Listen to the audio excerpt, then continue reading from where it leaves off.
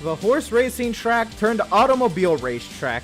The Nashville Fairgrounds Speedway is a near 6/10 of a mile oval, ready for NASCAR Xfinity cars to take to it for NORC Season 13 action. Welcome to the Virtual Music City.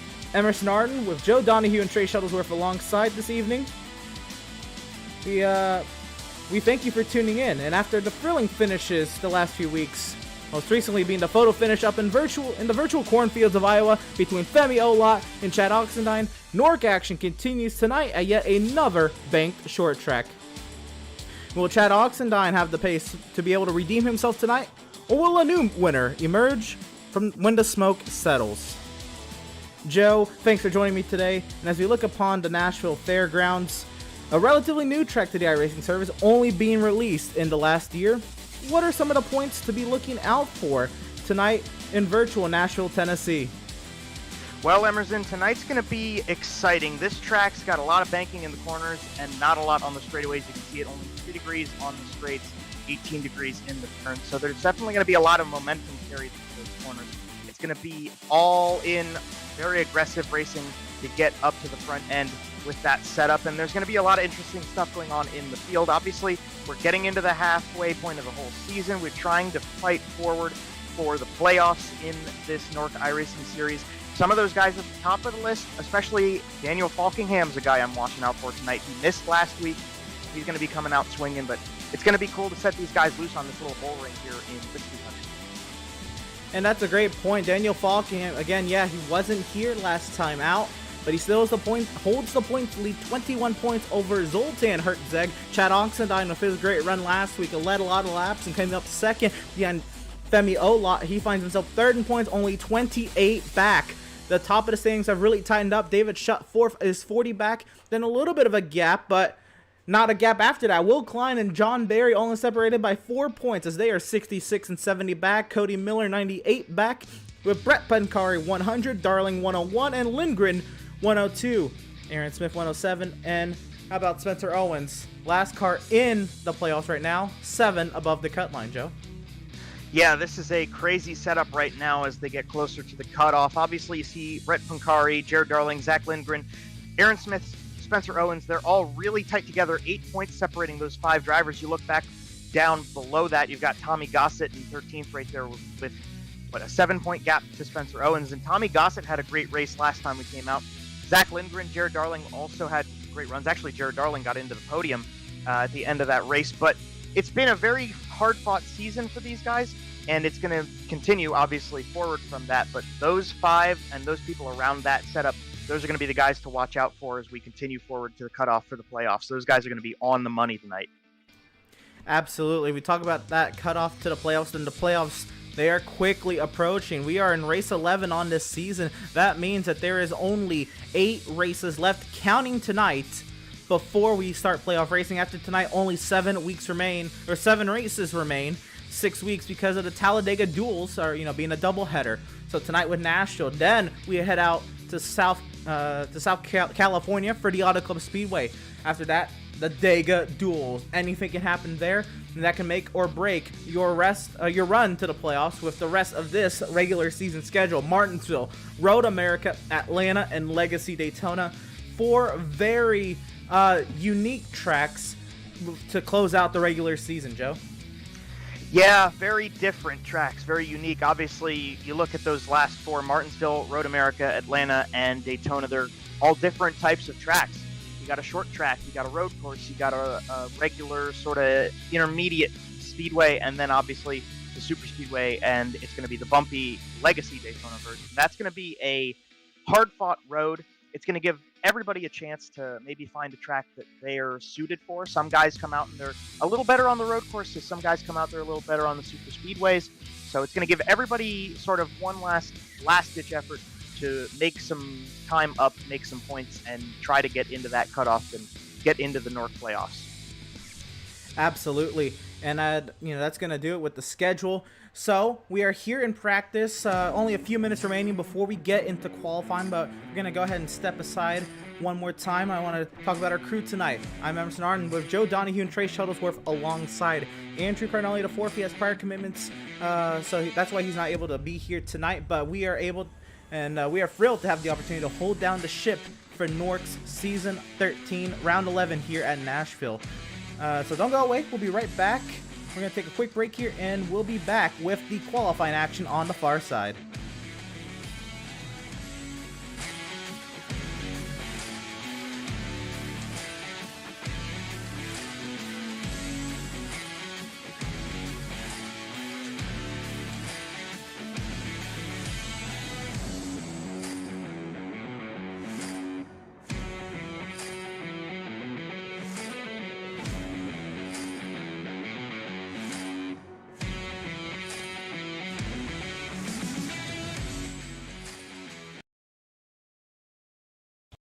Have you found yourself trying to hide your joy because you're unhappy with your teeth? Your smile is the first feature noticed in an interview, on a date, or in family photos. We want you to be able to shine bright as your best self, and our teeth whitening system is the perfect step toward restoring your confidence.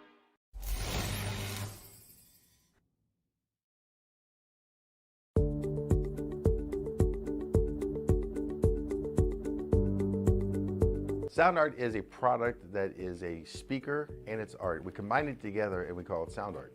What makes it so unique that any picture can be your speaker? Sound art gives you the high quality sound without the ugly speaker. This isn't a picture with a speaker, the picture is the speaker. Just imagine your wedding picture, upload it onto a canvas, and now it's speaking 10,000 tunes. I mean, it's a very cool concept. What we like so much about it that you can take anything that means something very special to you, upload it on the canvas, have it hanging up in your room, your balcony, wherever you want to put it, and now it's a speaker. I mean, how cool is that? It's something that we have that and no one has. No one has this product. It's just a great gift to give anybody. It's just a neat concept. Around here we say, art never sounded so good.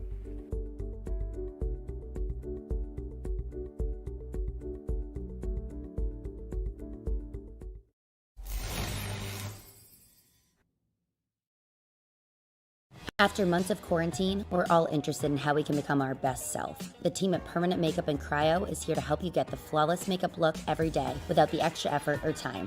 When it comes to your appearance, you deserve the best care that money can buy. Sound Art introduces an entirely new way to listen to music in your home. By combining the best of two products, a revolutionary high-fidelity, low-profile Bluetooth wireless speaker with beautiful artwork. Select from a library of artwork or upload your own photos to personalize your experience. Sound Art ushers in an era of invisible, beautiful, and amazing sound throughout your home and redefines your entire entertainment system. The need to reclaim your floor space and rid your home of unsightly speaker boxes that need to be bolted to the wall is now a thing of the past. Our canvas is printed on high-quality permalite by Breathing Color. And select from our gallery or upload your own. Standard sizes include 16 by 20 and 18 by 24 canvas wrapped. Custom sizing is available, as well as surround sound options.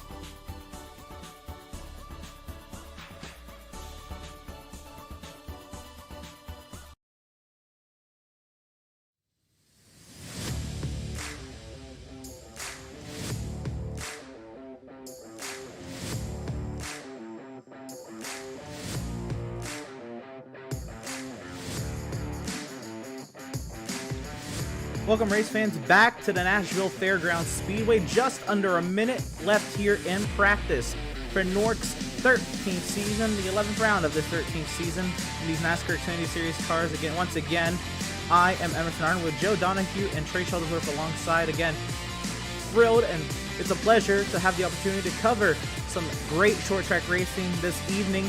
And Joe, we are just 30 seconds away from qualifying. What kind of a line, or I guess what are we expecting from these drivers when we get to these single car runs? You know, are we going to be right up against the inside lane, or going to run the middle or that high side, maybe pass some speed in? I know it's a short track, but it's pretty banked. Yeah, there's a lot of banking up top, but I do think we're going to see them run to the bottom side. Obviously, when they come out qualifying, those tires are going to be nice and clean and ready and fresh, and they're going to be ready to go for the cycle to get them up to speed. And then Obviously, I believe the cars are going to be able to hold the bottom side throughout the 2 laps they get. So we should see them run the bottom side. But, I mean, anything can happen. It's NORC. It's Nashville. You know, the script writes itself as it goes along. We can't quite call it. But we're going to go ahead and go right on into that qualifying session, and we'll see what we get. Absolutely. As time ticks down to final seconds, the session switch is now. And here we go. The track resets. We are ready. The track is open for qualification rounds. Who will be the first driver to take to the track? How about none other than the 48 of Will Klein? Will Klein going to come out, get some time. He's going to be able to warm up the car down the backstretch into these turns 3 and 4 before he sets loose on qualifying runs. Driver has had some pretty solid success in the last few weeks with this series, so we'll see what he can get out of another short track event here tonight. He's on the clock into turn number 1. See if we can go ahead and ride on board with Will Klein. And look at how short this back straightaway is and how you have to throw the car into the corner. He's actually going to run up high here. Maybe either that's the line he's trying to run, or get that arc and set it really up for the second lap here. Down the front straightaway we go. He's the first time to come across the line. We a 19.423. Ashley Molyneux in her potential final NORC start, at least for the foreseeable future, has gone top of the charts for now. And we are going to wait a few more times to come in, these second laps to come in before we get timing and scoring to come up on our left side here. And Will Klein's second lap will put him third quickest. Yeah, so what you saw there from Will Klein, he had 2 laps, and he kind of explored a little bit between the two of them to see what his preferred way around the track would be. As I said that, David Shutt goes to the top side of the board in car number 5. We're riding along with Howie Briss right now in that XIII number 97. He goes into turns 3 and 4. He's currently sitting P6. We'll see if he gets anything better out of it as he comes out of turn 4 this time. Down the front straightaway for Howie Briss. Howie Briss will actually go down to 8th as John Barry set the time. Zach Lindgren has gone second quickest. How about that for driver of the number 85 Ford Mustang? We'll catch up now with Dylan Patterson, potentially. Dylan Patterson, car number 03 tonight, just coming out onto the racetrack. You see this Chevrolet Camaro getting up to speed on the back straightaway. Dylan out of Florida, now going through sort of the middle line, getting those tires warmed up and the car set to go for his qualifying attempt. Comes past the line, we go on board as he thunders into turn number 1. Stays up to the top side this time through turns 1 and 2. Doesn't do any diamonding out of that corner like we had seen previously, but he will come into a little bit lower line through 3 and 4. Out of turn number 4, he's going to come, and he's going to take that car into turns 1 and 2 again. We'll wait on timing and scoring to get a run in for him. No, that's not what you need to do qualifying at all. And I don't believe he's going to get a single lap, and that first lap may potentially have been invalidated. And now let's catch up with point leader Daniel Falkenham, actually working his way off the pit lane. We'll let him get up to speed for that moment. Then we'll catch up with TCB, and here comes Terrell Baker working his way through turns 1 and 2 on his second timed lap. Terrell's had some pretty solid performances. Just a little bit of misfortune has come his way the last few weeks. But Terrell, obviously TCB, as he's better known with the series, has a lot of cred and a lot of respect out here with these guys. So we'll see what he can get out of this run. He actually did a pretty solid job getting through that lap. He goes to 9th quick, which quickly goes back to 10th. As Chad Oxendine now, we're watching him thunder down the back straightaway too. Oxendine, again at the line, was beat by 13 1/1000ths of a second by Femi Olot last week out at Iowa. Can he redeem himself tonight? He'll go top of the charts. That's a great first step. Point leader Daniel Falkenham wraps up his second timed lap. Daniel Falkenham will go top of the charts at a 19.025. We still have a couple guys to go that I'm going to be watching out for. Jared Darling, Scott Shire, Zoltan Herzeg. But Daniel Falkenham was the quickest driver in the practice session. And obviously at this exact moment, he's still sitting at the top of the board. So it's going to be interesting to see when we get these last couple guys out. Zoltan Herzeg on track right now in the blue number 96. We'll see if anybody can challenge him. But for the moment, he's definitely the guy to beat for the rest of the evening. Absolutely. And here comes Zoltan Herzeg on his first timed lap. He's got enough time to get 2 timed laps in here. I believe, actually. It was kind of close, so this first lap might have to be it. Got a little loose there out of turn 2. Oh, big time trouble for Zoltan Herceg. That's not at all what he needed. If he wants to try to maybe get a time in, he'd have to. Oh, I think he lost it. I think he missed it here, Emerson. Yep. Oh my goodness, and that is not what you want to see.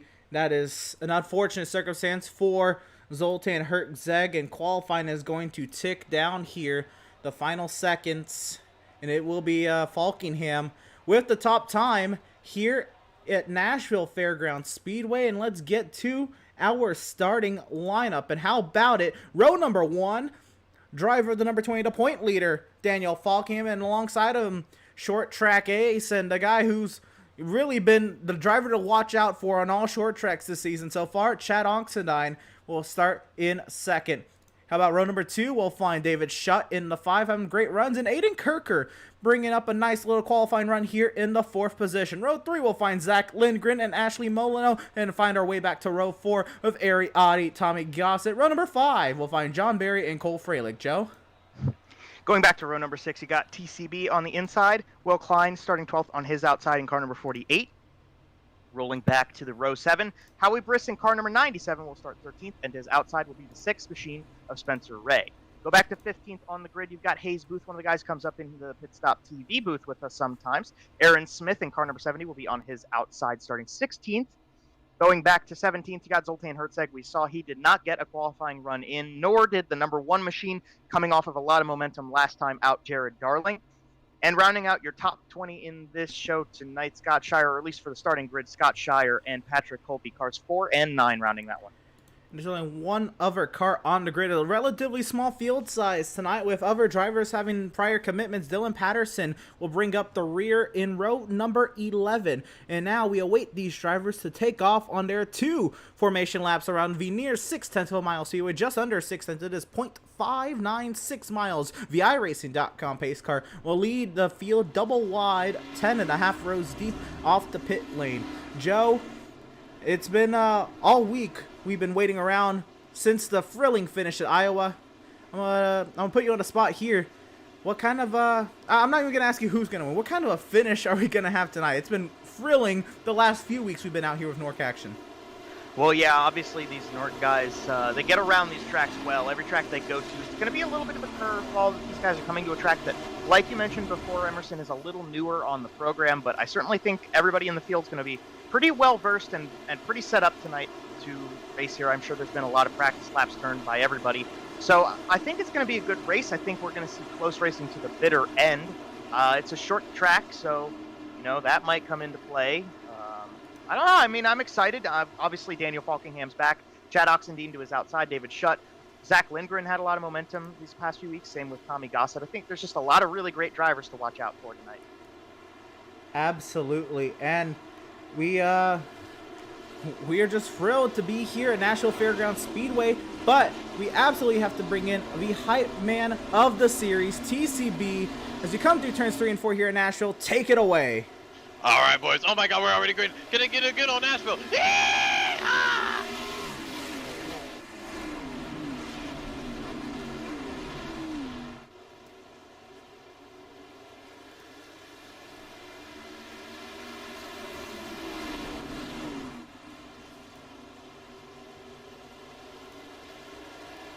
Daniel Falkingham through the first lap, clears out to the lead ahead of Chad Oxendine, David Shutt, Aiden Kirker, and Ashley Molino, the top 5. Yeah, they come down the back straightaway here. Daniel Falkingham has a nice spot up front. Oxendine, I don't think he's going to try to pressure him too much. I think they're just going to try to get through the first few laps. Falkingham actually looked like he got a little loose in the middle of 4 right there. Oxendine maybe looked a little bit, but Falkingham still went purple that time, and Chad's just holding on right behind him in second. Yeah, how about it? Fastest lap, second lap of the race for Daniel Falkingham. But again, these drivers just getting up to grips with these cars in a pack. And again, a relatively new track to the service. I can't say maybe many of these drivers have ran league races here. If at that, David Shutt has gone fastest with a 19.020. Everybody kind of finding their way, but let's find ourselves a little further back. Ari Adi trying to fend off John Barry for the 8th position. Yeah, you see a battle to get into the top 10 right here. Will Klein and Cole Freilich in behind those two. Cole Freilich now relinquishes the top 10 momentarily. At least he will certainly try to catch up and get around that 48 machine. The Madman, as we know him, is definitely not content with staying outside the top 10 for long. He'll try his way, but right now it seems like we're pretty one lane. The cars have nice tires on them early in this run, and it seems like everybody's holding that sort of middle bottom line, as Cole Freilich now going to try to make the top work, but I don't think it's going to get him much. He's actually going to get passed here by TCB, and I was told prior to us going live by the man himself, Cole Freilich, that it is what he considers, along with himself and Tommy Gossett, a home race or a home track for these two drivers, and they're looking to have some great runs tonight. Right now, Cole Freilich outside the top 10 in the 12th position, but Tommy Gossett having a nice little run, getting himself into the top 5. He heads Zach Lindgren, Ashley Molyneux, 6th and 7th. About this battle for the second position. David Shutt going at it with Chad Oxendine. Oxendine holds the outside. David Shutt peaked to the bottom in turn number 2. Didn't quite go there for him. They go into turn number 3, single file again. Shutt seems to have a little bit better car right now. I don't know if this is a short-term thing or if he maybe just has a little bit better car. That Joker-themed Chevrolet Camaro all over the tail, and a little bit of love right here. Oh, no! Too much love. A little too much love on Chad Oxendine, and around he goes. Yellow flag's out. Caution on the Speedway. It is Chad Oxendine, the first victim of the Nashville Fairgrounds today. And, well, we saw a lot of that live, but let's get another look at it, Joe. Yeah, so we'll go back and we'll get a view that wasn't inside the car, and we'll see this unfold as they go through turns 1 and 2. Obviously, Oxendine held a pretty solid line over David Shutt. He's got Aiden Kirker all over his tail as well, but they come into the corner. Shutt has some momentum. He carries it a little bit better than Oxendine did, and just a little too much of that rear bumper. Oxendine didn't quite get on the throttle as much as David Shutt in the middle of the turn. Spins him, doesn't hit the wall. A little bit off the tires is all that Oxendine's going to have to deal with outside of obviously starting at the tail. Not the way he wanted to start this race, but there's plenty of time to get back up front. One more view high above the Nashville Fairgrounds Speedway, and you know, I gotta say, we'll watch it again here, but Chad Oxendine did a really great job of really, minimizing the damage on this car. Yeah, absolutely. Oh, just once he got that car figured out, kind of what it was going to do, whether it would go up or down the track, he slammed on the brakes and got it slowed down quick enough. He was kind of lucky he got slowed down fast enough to avoid hitting the inside wall, but he was smart. He knew he just needed to get on the brakes and get the car stopped so that he could avoid any further damage that he could have put on it. Definitely a smart move and experienced driver right there. So we have already had the pit lane open for a lap or so, and only 4 drivers have decided to come into the pit lane. Those being Chad Oxendine, Hayes Booth, Scott Shire, Aaron Smith, and now Ari Audi has also taken to the pit lane. So 5 drivers into the pit lane. I want to see if we can get a word in with the driver himself.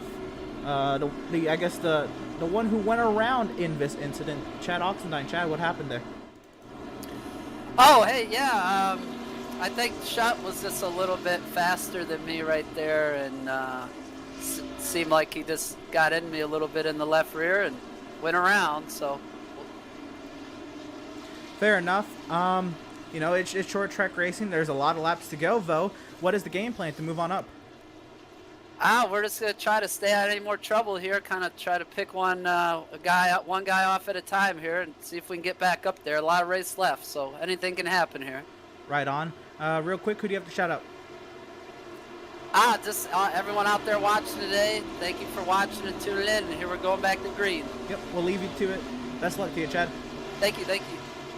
Driver of the number 66, Chad Oxendine. We are green flag once again here from the Nashville Fairgrounds.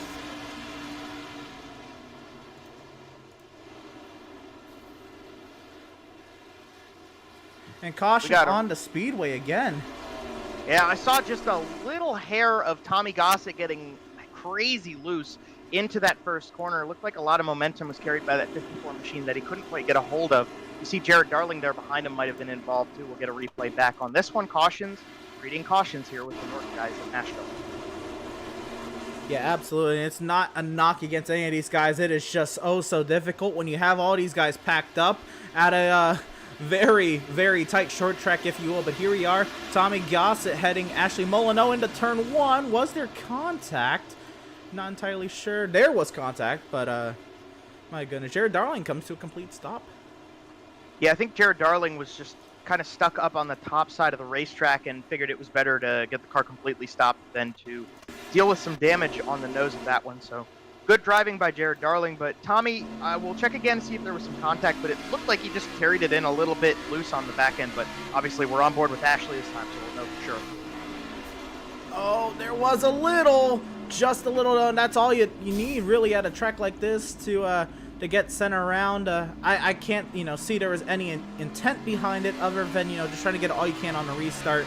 And that's what it is. These restarts are so hectic at a short track like this. Yeah, it definitely looked like Tommy Gossett got off the throttle a lot quicker than Molyneux did, and it seemed kind of like Molyneux dove a little bit deeper into that turn than the rest of the guys around her. So, it's an unfortunate circumstance, a little bit of damage on that 54, a little bit of damage for Molyneux as well. But like we said with the last caution, plenty of race left. Right, and once again, we're going to try to get a word in with the driver involved in this incident. Tommy, I was told by Cole Freilich, at least, this is somewhat of a home track for you. First of all, is that correct? And then second, what happened there? Yeah, this is one of my 2 home tracks. The other is Nashville Superspeedway. Nashville Superspeedway is closer to me here than it is here. And what happened is I just got ran over. Hey, fair enough. You had the speed to beat it up there in the top 5 clearly. It's a lot of racing to go. What is the game plan to get this 54 back up there? Run through people like I just got run through. You know what? Fair enough. Tommy, no one else has chill. Why should I chill? Very valid emotions here at Nashville. Tommy, who do you have to shout out for your running here at Nashville? We're actually fixing to go green, but I got to thank God, my mama, and Circle B diecast. Right on. We'll leave you to it. Good luck, Tommy. We'll catch up with race leader Daniel Falkenham. We are green once again at Nashville.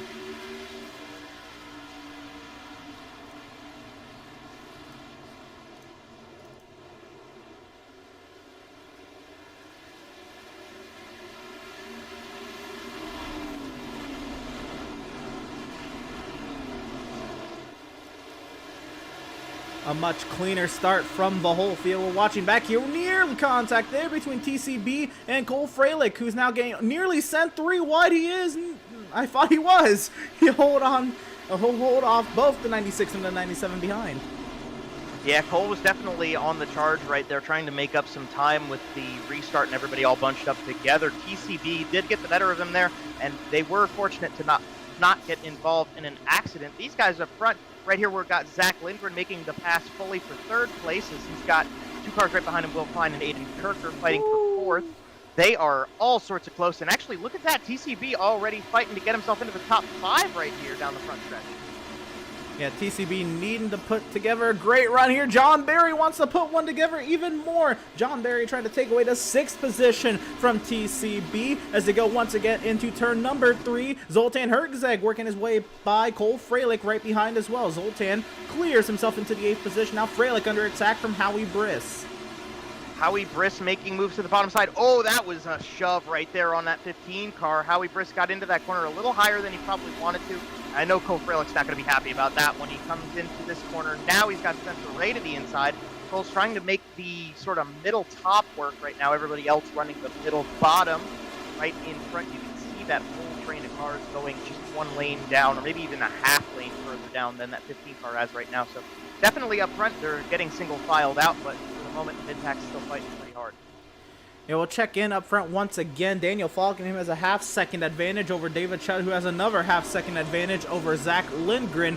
Then Lindgren holds the pack behind. He takes the final spot on the podium for the time being. 25 laps in of this 175-lap event here for round 11 of NORC's 13th season of action. Will Klein and Aiden Kirker will round out the top 5. Again, John Barry, TCB had their thrilling battle. That has settled out as well. Zoltan Herzeg, Howie Briss, and now Spencer Ray clears himself into the top 10. Nice little racing back here in the sort of mid-pack right now. You see Chad Oxendine has made his way up a couple spots. 66 car as well as actually Tommy Gossett's just in front of him too. So both of those guys involved in the first 2 cautions of this race. slowly but surely working their way past car by car to get up to the front again. Like you said, we're only 25 laps into it, but we gotta start moving. Oh, man, what is it with us in onboards? Another yellow flag coming out. This time, it is once again Tommy Gossett. Oh, no. Every time you take an onboard, there's an incident around that onboard. Oh, man. We're going to get a replay here and see what exactly happened, but we saw a lot of it there. I believe the 9 of Patrick Colby caught the wall, but we'll see exactly what happened. Yeah, so they're going to come out of turn number 2, obviously still all bunched up really nicely. We're watching right now Patrick Colby in the Ford Mustang up top.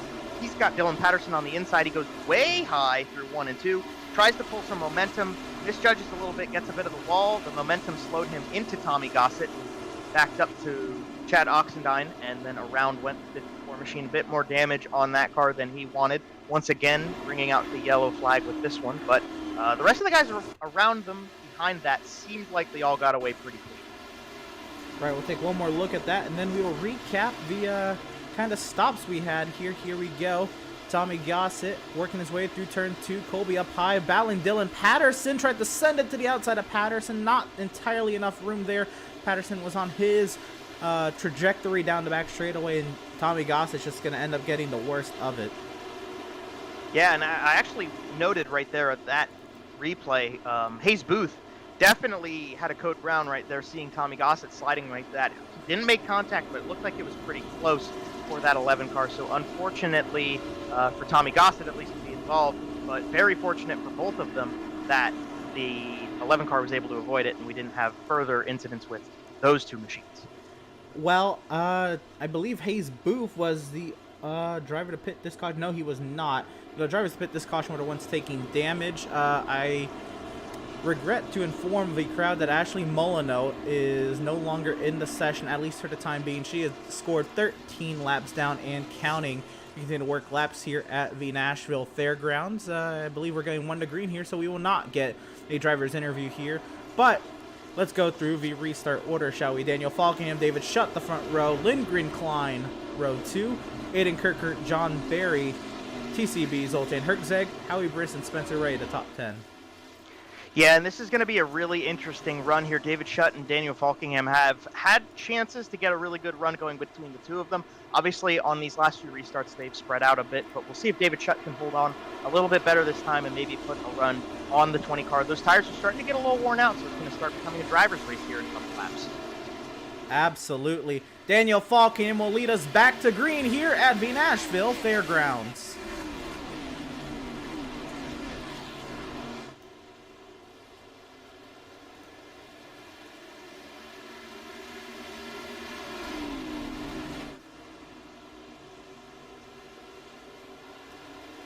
Back onto the front straightaway here. Daniel Falkingham continues to be in control of this race. David Shutt now falls behind and nearly into the clutches of Will Klein. Will Klein not able to break away from Lindgren as well. Everybody packed up quite a distance behind Daniel Falkingham. Yeah, Daniel Falkingham definitely has this car in the spot he needs it to be at the front end of the field right now. We're early into this race, so anything could happen, but for the moment, Daniel Falkingham is the guy to beat. David Shutt, Will Klein, they're sort of having a little bit of what might start becoming a battle for second place. Zach Lindgren did have to let the 48 get that spot back with that run that Will Klein put together on the restart. Lindgren not letting him go quite yet. We're on board with him now down the front straightaway. Plenty of race left, so if you just chill in fourth place, kind of conserve your tires, conserve your fuel, get a little bit further into this run for when we end up going through a pit stop cycle, whether it be for a yellow flag or green flag pit stops, might give him a little bit of a boost to get further into this race and maybe put them together again. Look who's working their way forward. Zoltan Herczeg, that's definitely a name we're not used to calling most of the time on the top half of these races, but as we get into long green flag runs, this driver, the 96, probably the king of tire conservation, Zoltan Herczeg, steadily working his way forward. Yeah, I like the way you worded that. Zoltan Herczeg is definitely one of those guys who can run a car long very well. He's obviously shown that so far this season. We've had plenty of instances of races where Zoltan Herczeg kind of runs out the green flag stint better than the rest of the guys around him, and it pays off for him. These first couple of yellow flags have not necessarily given him that boost and opportunity, but as we slowly work into further and further this run. As long as there's not another yellow flag right when everybody starts coming to the road, Zoltan is going to be one of those guys we're going to watch like pit cycles that we might be able to get tonight to see how far he can take that 96 car to the front. And right now he is trying to work on the number 25 of TCB, who's on his own project, trying to work over the 17 of Aiden Kirker. Nearly into the wall is TCB. Don't get a little too happy, man. We still have a lot of racing to go. You got to get up there in one piece, TCB, as Aiden Kirker will open up a little bit of a margin here. We'll see if Zoltan Herczeg has anything for Terrell Baker. Terrell Baker is holding a pretty nice run there. We've actually got a side-by-side battle with John Barry and Zoltan Herczeg behind him, so that's given a little bit of breathing room out the mirror of the 25 machine. He can kind of focus on Aiden Kirker a little better. What a run around the outside. Zoltan Herczeg easily clears John Barry. That time, Jared Darling, Tommy Gossett going to try to put some pressure on. We're on board with Gossett, who has made the pass on the 74 machine. He's in 8th. He's going to ride right behind Zoltan, and he's going to try to get further up. There's definitely going to be some emotion sitting in the driver's seat of the number 54 car right now, involved in 2 incidents so far, but as you can see, on a tear up to maybe 7th as he goes down the inside of Zoltan Herczeg. You know what? It's also important to mention, with all the damage repairs Tommy Gossett has taken, he's most likely taking tires, and he is on the freshest tires in the whole field, and John Barry's going round!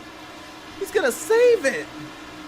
I thought that he was gone too there, Emerson. What a save by John Barry in the middle of 3 and 4. He just barely got a hold of the grips of that car. Lost a couple spots. We'll get a replay back, but absolutely stellar performance in that corner. Car under control. Yeah, we'll ride on board with John Barry here as he worked his way down the back straightaway into turn 3, and we'll see what kind of I guess car control. You see the hands a little bit on the left-hand side there, but the whole wheel was well over 360 degrees to the right trying to save that thing, and he did. Yeah, there was a lot of opposite lock there from John Barry. Definitely dirt track that turned well. Might want to see him come out and try his luck on Monday nights with the VRP guys after a run like that through those corners. You know, John Barry's one of those really solid, consistent drivers in this series, so... Oh, no, not Cole Freilich in the wall. Dylan Patterson, they bring out another yellow flag. Yeah, unfortunately this happened while we were watching John Barry's amazing save. Looks like it was a relatively small incident, just a mono incident.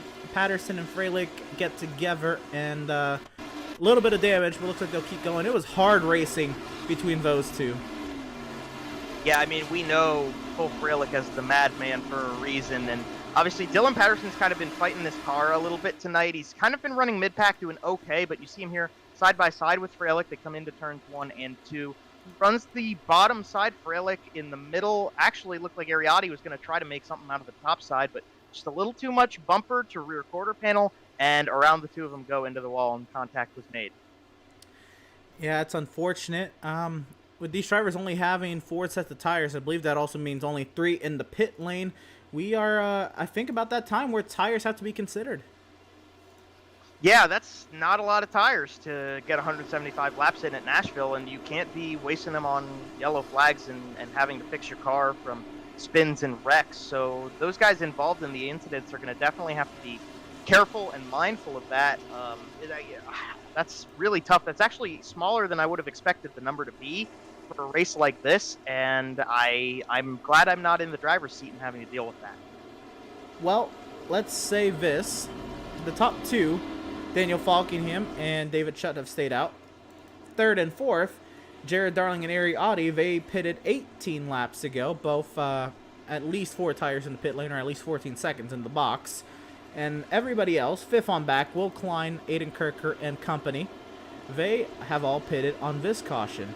So, a lot to watch out for. The top 4 on old tires, the top 2 on really old tires, and it's going to be a lot of fun, Joe. Yeah, if you do the quick math, 50 laps would get you more than a quarter of the way into the race. So if you're going to split the race based off of 4 sets of tires total, you would want to get at least 2 this point in the race. So that yellow came out conveniently at a good time for the guys who wanted to stay on schedule. But those 2 up the front, we're going to have to watch and see what happens. Daniel Falkingham looks like he has elected the outside lane. We are green from Nashville.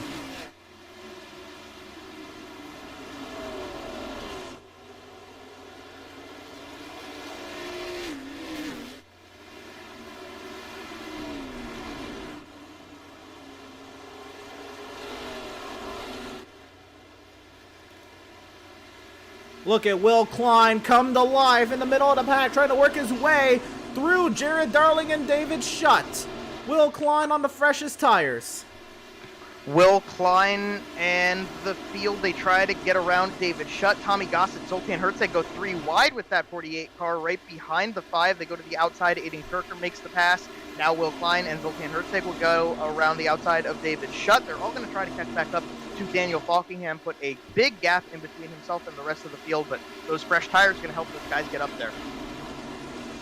All right, I believe Falkingham is maybe at this point waiting for a caution to come out in about 20-ish laps, but then I don't know. I don't really know what the strategy call here is for Falkingham. I believe he just wants track position. Aiden Kirker working his way up to second. Can he clear the 1 of Jared Darling? I believe he will into turn 3. Will Klein trying to follow suit. Aiden Kirker has the optimal line with those fresh tires, and to second place he goes. He's going to lead the charge to get up to Daniel Falkingham. All these cars with fresher tires should be able to run significantly faster, and therefore Daniel Falkingham kind of a sitting duck at this exact moment. Maybe he was trying to stretch these tires out a little bit to save them for the end of the race. Maybe if there's a late race caution, he wanted to be able to put fresh rubber on for the very end of the event. So maybe a little strategic right here for Daniel. We'll see if it works out for him. Let's take a look at it. Last lap, Daniel Falkingham ran a 19.463. Aiden Kirker a 19.064. Aiden Kirker, he's going to send it here into 3. Down the inside, Aiden Kirker has a nice run on Daniel, and to the line, new race leader for the first time since the drop of the green flag. Daniel Falkingham has fallen to Aiden Kirker and will go with Will Klein and Zoltan Herzeg to the inside through 1 and 2. Aiden Kirker leading the way down the backstretch. Yeah, Daniel Falkingham is going to get eaten up here. He's really hoping those tires are going to pay it off here, because this is going to be a painful stint with most of the field behind. Actually, the entire field minus David Shutt behind him on way fresher tires. Yeah, and this is definitely going to be the moment in time where Daniel's wondering, what am I doing with this strategy? He's going to be falling like a rock right here for a little while. Obviously, it could very well pay off for him at the end of the race. You just got to stay patient and stay motivated to keep running the best laps you can with the tires you've got. John Barry trying to make a run on him as we come back to Zoltan Herzeg up at the top end in 3rd place, looking to try to see if he can maybe get around Will Klein and take the fight to Aiden Kirker, get some lap slide, get some bonus points for that. Zoltan Herzeg, again, a name we tend to tell you is up at the front of the race. Once one of these green flag runs really gets going, this time he's just worked his way steadily through the field, I guess without long green flag runs to be in play, if you will. Zoltan Herzeg has just absolutely been on it, been calculated on restarts, if you will. Yeah, Zoltan's a smart driver, and he's got a lot of experience with the NORC series, so he's going to do his best, and he knows how these other guys around him drive, so he'll be able to use that to his best capabilities to put together a nice strategy to get through longer stints, and that's obviously what he's very good at. Right now, he seems to be showing he's got a lot of power and speed in a short-run car when the tires are a factor on other guys. He's running 3rd. He had a pretty solid restart, and as we see John Barry trying to make that move on Daniel Falkingham, these guys are going to try to clear up TCB as well and try to see if they can catch up to those top 3 cars. TCB will clear his way into P number 6, and once again tailing the 74 of John Barry. Caution on the Speedway. And that might have been a lifesaver for Daniel Falkingham right there. Dylan Patterson brings out another yellow flag, and the 03 car will be able to pull a replay up for that. But I think Daniel Falkingham just got saved from a lot worse run and a lot worse stint on those tires. Well. I'm going to go on board with somebody. You're not going to guess who it is at all. Driver of the number 15, Cole Freilich, may be the one at fault here. Let's ride on board. Yeah, I mean, we saw what happened before. We saw what happened again. I'm not going to put words to that one, but, you know, short tracks, frustration, they go hand in hand. Absolutely. Especially, it's been a rough few weeks for Cole Freilich in this NORC iRacing series, and he's just, I think this is his time, you know, where he's just demanding a little bit of respect back. And this time, Dylan Patterson was the one in the line of fire, and what it was, just a simple little contact there off of turn 4. Patterson will find his way nosed into a concrete barrier on the inside of the track.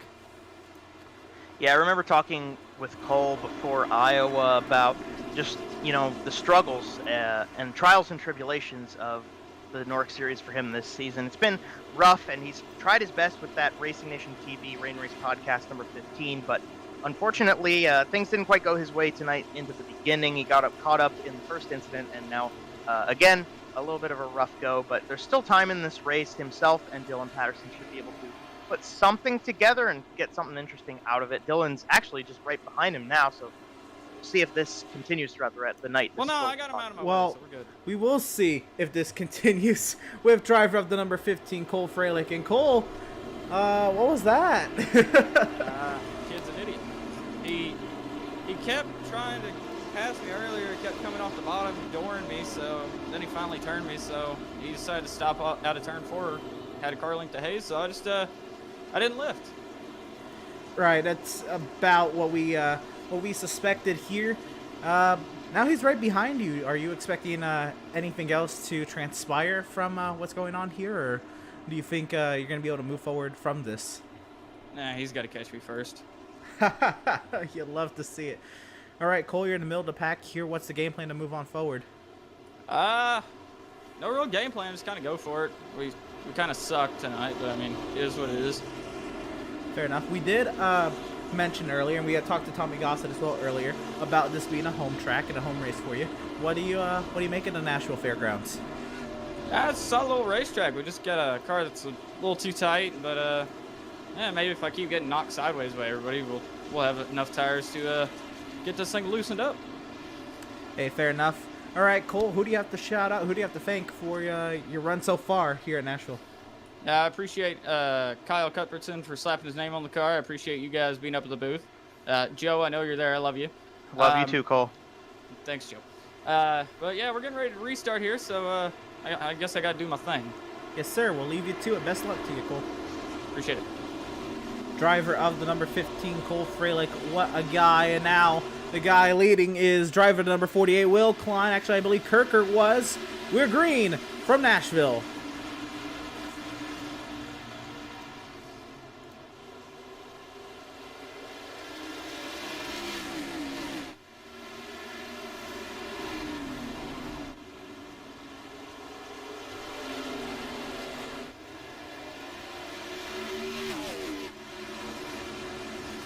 One lap removed from the restart. Now we are working lap 68 of 175. Nearly 100 laps remaining, and the lights are on here at Nashville Fairgrounds. We're going to go a little bit of nighttime racing here in the next few minutes. How about TCB into 4th? Is he looking for a spot on the podium? And P3 from Zoltan Herzeg.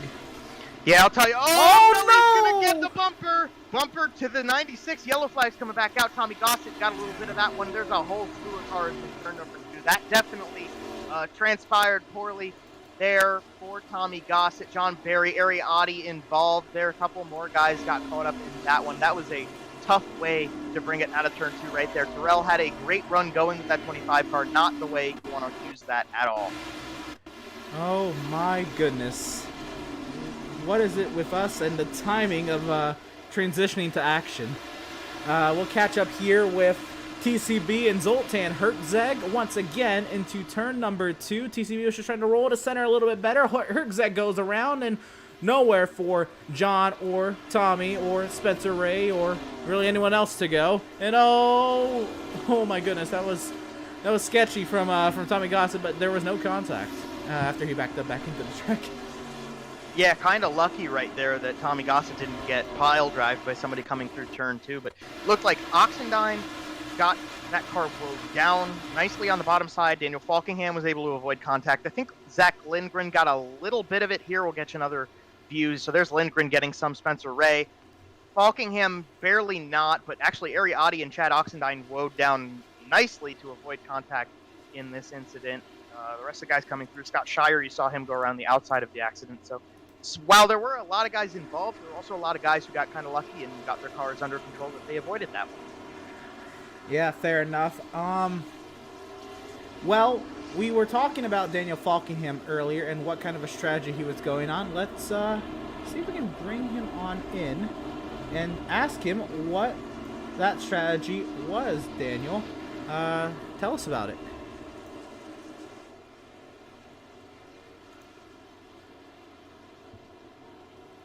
I'm gonna try once again here. Daniel Falkingham. We want to ask about the strategy call to stay out a little bit longer and potentially save a set of tires, or? I guess I could be down for reason. Really, I just want to be up front to stay out of all the chaos in the mid-pack, and because it's getting pretty crazy. But so that we had a pretty good run there with about 15 laps after the other guys pitted, so I figured that was a good time to get my tires right there. And now we're in a pretty good spot. We got through that wreck, which took out a few guys, or we gained a few spots off of that. So I think we're sitting in a pretty good spot right now, and we can definitely pick these guys off one by one. I mean, that was 45 lap older tires that I had there, and they really never caught me that quickly. So I feel like we'll be in pretty good shape here. As long as we can get back on the same pit strat and just try to stay with the leaders, we'll be in good shape. Fair enough. A lot of speed in this number 20 car. Again, top the charts in practice, top the charts in qualifying. You feel like you have the speed to move on up. 102 laps to go this time by the line. What do you think's gonna? Is there anything stopping you? Probably me getting wrecked, which will probably happen, or pit strategy. Like that almost screwed me over there. I'm not the greatest at pit strategy, so we got a backup plan. Well, hopefully it works out in our favor. Fair enough. Real quick, who do you got a shout out? Thanks to you guys for the broadcast. Thanks to all the fans who watch. Thanks to all the drivers who come out. Thanks to Revin for putting on the league. Hey, all right. Good luck to you, Daniel.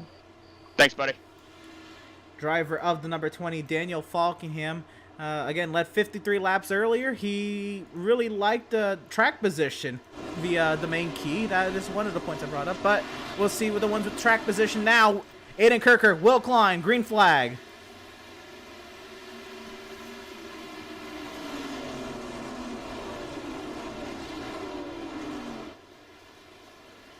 Oh, there went Patrick no. Coley out of turn number 2. Yellow's going to come back out. Freilich just barely missed that one.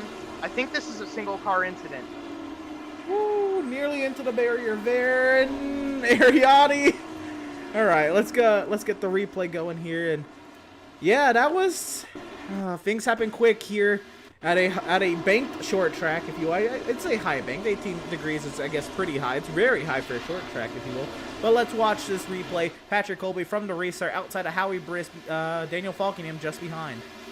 Yeah, so P6 on the restart here. That car number 9 goes to the top side. Actually goes 3 wide with David Shutt and Hayes Booth. Oh. Just a little clip of that 11 car. Around up into the wall. Oh, man. Cole Freilich probably code brown right there as well with Patrick Colby facing the wrong way. Tough restart, rather, for that number 9 machine. Up much further into the field than he had been so far into the evening. But, we're just going to have to take that one and keep rolling with it. Gonna ride on board with Cole Freilich and see just how close he was to making contact. You'll see the 3 wide up at. Oh, Freilich had contact and nearly into the wall. And then Freilich. Woo. Oh, wow. I don't know if you could put a piece of paper in between those 2 cars right there. That was as close as it's going to get. But yeah, Freilich got a little loose on his own in the middle of 1 and 2. After the fact, might be very thankful for that opportunity to get the car figured out while Patrick Colby was coming to rest. Because if he would have been in that corner further up where he would have been if he hadn't gotten loose, it could have been a completely different story. Yeah, absolutely. 3 wide at Nashville. At that, very tight on corner exit. Just was not gonna work. And Patrick Colby, unfortunately, if you want to go around, I think we have another driver to bring on in here. How about it, driver of the number 25 TCB? You having a great run tonight? Hey, yeah, I'm having a great run. Well, the pace in this 25 has definitely been, in the top 10, top 5 all day. Do you think this is going to be something you can maintain as we transition into nighttime and as the strategies mix up a little bit? As long as I don't get paid back for what happened with Zoltan, I hope so. I mean, I apologize to him, I know that was definitely my fault. I kind of drove in a little bit too deep as they checked up in front of me, but yeah, hopefully we can keep this going. Past couple weeks we've actually finished a few races pretty decently, so we're just going off the momentum, and somehow we're P3. I don't know how long we'll be here because David Shutt's behind me, so we'll see what happens. Right behind you is David Shutt, Daniel Falkingham on relatively fresh tires to the whole field with them staying out. What's the game plan, I guess, for your strategy? Just pit with the rest of them? Yeah, I'm gonna just, I guess, pit with everyone else. If we get a long green flag run here, I guess I'll come down pit road. But you'll probably see me let Shut and Daniel go. All these guys, once they get to me with fresher tires, I'm still trying to save some a little bit here. Right on. Real quick, who do you got the shout out? Everybody watching Pit Stop TV, my mom, just everyone watching. Oh God, I don't know what to think. Yes, sir. Best luck to you, TCB. Thank you. Driver of the number 25 TCB. Always a great guy to have a conversation with. And of course, the fans, I quite enjoy his presence as well. Once again, getting ready to go green here. Aiden Kirker, Will Klein, green flag.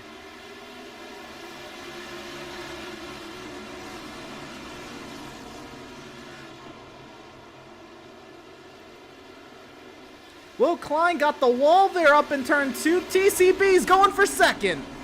TCB, he literally just said he's got older tires and he's going to let these guys through as they need be wholly loose out of turn number 4. TCB going to get passed back around the outside by Will Klein this time, or at least a little bit of a look from the 48 machine. Will he get him down the back straightaway? He should be able to hold the momentum. What a battle into turn 3 once again. TCB down low, Will Klein up high. Will Klein with the momentum around the outside, but TCB with probably the preferred line on that inside. Yeah, but he's not making the best of it right now. You can see how loose that car is, that he's just trying to keep it pinned to the bottom side while he's getting passed on the outside. Falkingham going to take advantage of a little bit more asphalt to the bottom side of turn number 3. Gets around on the inside after Klein and Shutt had to do the hard work. Woo! On the outside, Jared Darling went sideways out of turn number 4. What a catch from Jared Darling. Now David Shutt, Daniel Falkingham sizing up the 48 of Will Klein. Also to note there, TCB was just hoping he wouldn't get paid back with his contact with Zoltan Herzog. Herzog is maybe 2 cars behind TCB. Something to watch out for as David Shutt continues to size up the 48. Look at that diamond trying to get to the inside. Shutt's bullying the number 48 a little bit right now as the yellow flag's going to come out. It's going to give Will Klein a break from that 5 car, and this is going to be Hayes Booth getting this yellow flag back out on the track. Man, oh man. It is every week for this kid, isn't it? Oh my goodness. I really feel for Hayes. This is a rough season. Let's see what happened here in the turn 1. Ariotti just slides up off the bottom on the entry a little bit, and that's all she wrote for that incident, man. Yeah, luckily it was all that she wrote, because Aaron Smith came into that corner pretty high, and Hayes Booth stopped the car, obviously got on the brakes and just let it sit so everybody could get around him.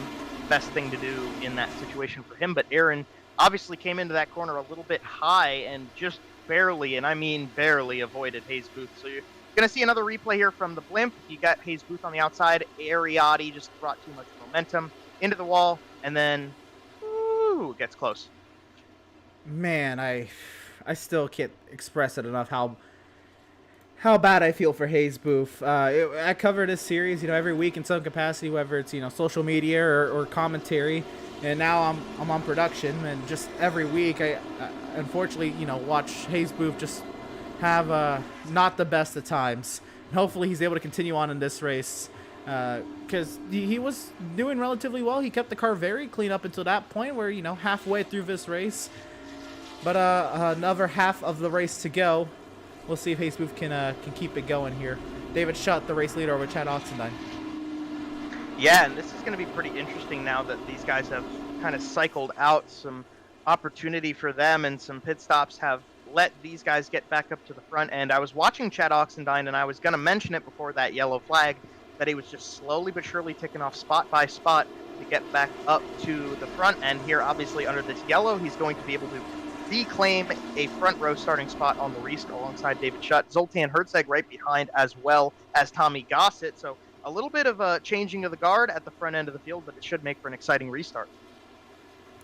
Absolutely. Doubled up now with 1 lap to the restart, and nighttime is nearly falling completely over the Speedway. The lights are on bright. The sun has not completely set yet, but it is pretty dark out. Needing lights for a racetrack full of race cars without headlights. Here we go, getting ready to restart this race. To start lap number 90, it is David Shutt, Chad Oxendine, the front row. VIRacing.com pace car will find its way into the tight pit entry, and we are green once again from Nashville.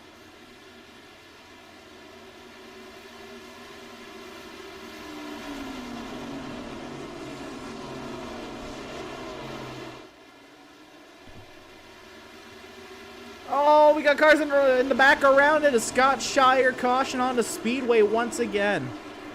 Scott Shire, the only one that was still turned backwards, but obviously a couple cars would have been involved in this one. We'll get the replay back up again. Cautions breeding cautions, continuing us through sort of this mid-stage of the race, unfortunately.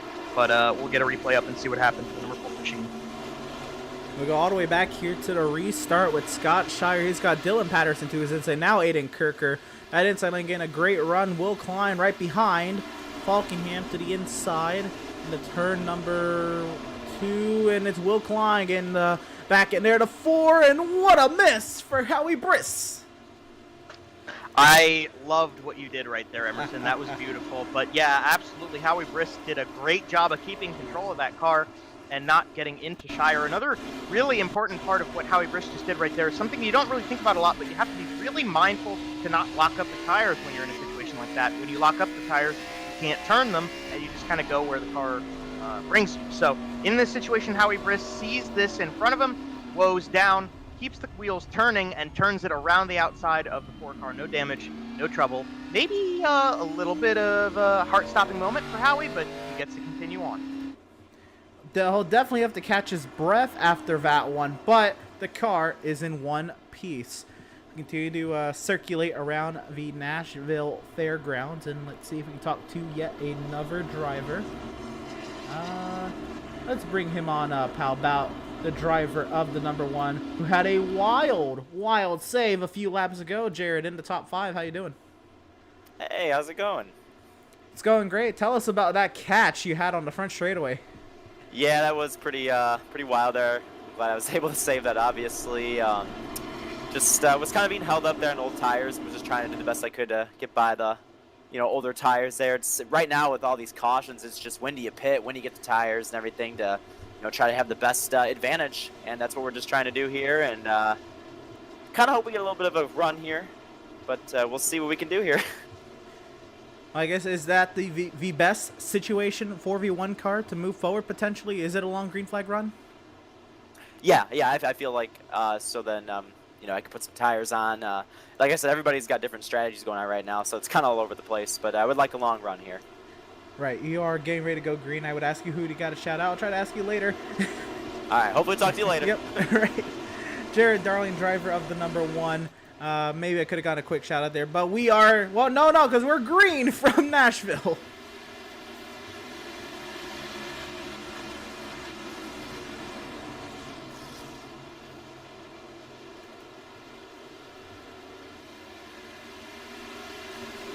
Oh, no!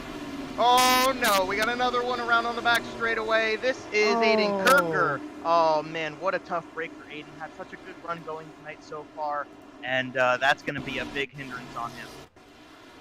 My goodness, and like you said, Joe, and like it's almost always said at these short tracks, cautions breed cautions, and here you are, Aiden Kirker, up on the outside.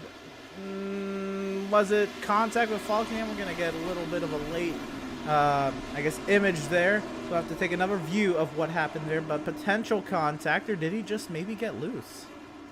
It looked like there might have been some slight contact there. Falkingham was on the inside. We'll pull up this replay and we'll see what we get here. Blimp Cam going to be the savior of this replay. So they go 3 wide into the corner. Actually, a huge run by TCB just behind him. And then just the slightest of little taps from Daniel Falkingham turned Aiden Kirker around there. I mean, Aiden did a good job trying to recover that car, but obviously these guys don't have very large tires, and the cars are kind of heavy, so it's a tough thing to do, and obviously Aiden Kirker didn't quite get it there this time. And there's not a whole lot of room to save it there either. He did about as well of a job as he could, and man, it's just like that. Falkingham clearly, I think at that point, had no intent to make contact with Kirker, and it's just the slightest contact, maybe even a bit of net code. I think there was clear contact there though. Just wow, how quickly and how precise you have to be at a track like Nashville. Yeah, as the great Andrew Cardinale would say, how the turntables for Aiden Kirker tonight. He was running very well. Time kind of got caught up in that mid-pack from the pit stops and whatnot, but unfortunately it's going to cut in and bite him in the tail a little bit there. Is right in the middle of the group and brings out another yellow flag. All right, we'll see here. I believe with Shutt going up high, that means we're getting a 1 to green here, so we will not get a driver's interview here. Nope, we will not. It is Shutt up high, the race leader over Zoltan Hertzeg, Tommy Gossett, Chad Oxendine, John Berry, Jared Darling, Ari Adi, Zach Lindgren, Dylan Patterson worked his way back into the top 10, and Spencer Ray will round out the first 5 rows of this restart.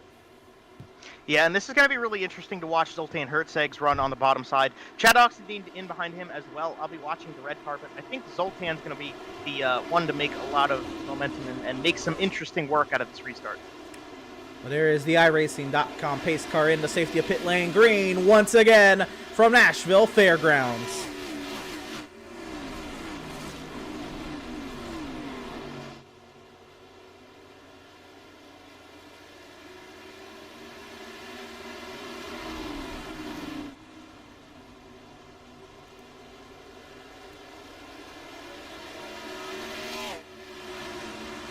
David Shutt leads the completion of lap 100 here at Nashville over Zoltan Hertzeg. Now Tommy Gossett and everybody finally getting their feet a little bit wet with these tires who've undergone several heat cycles.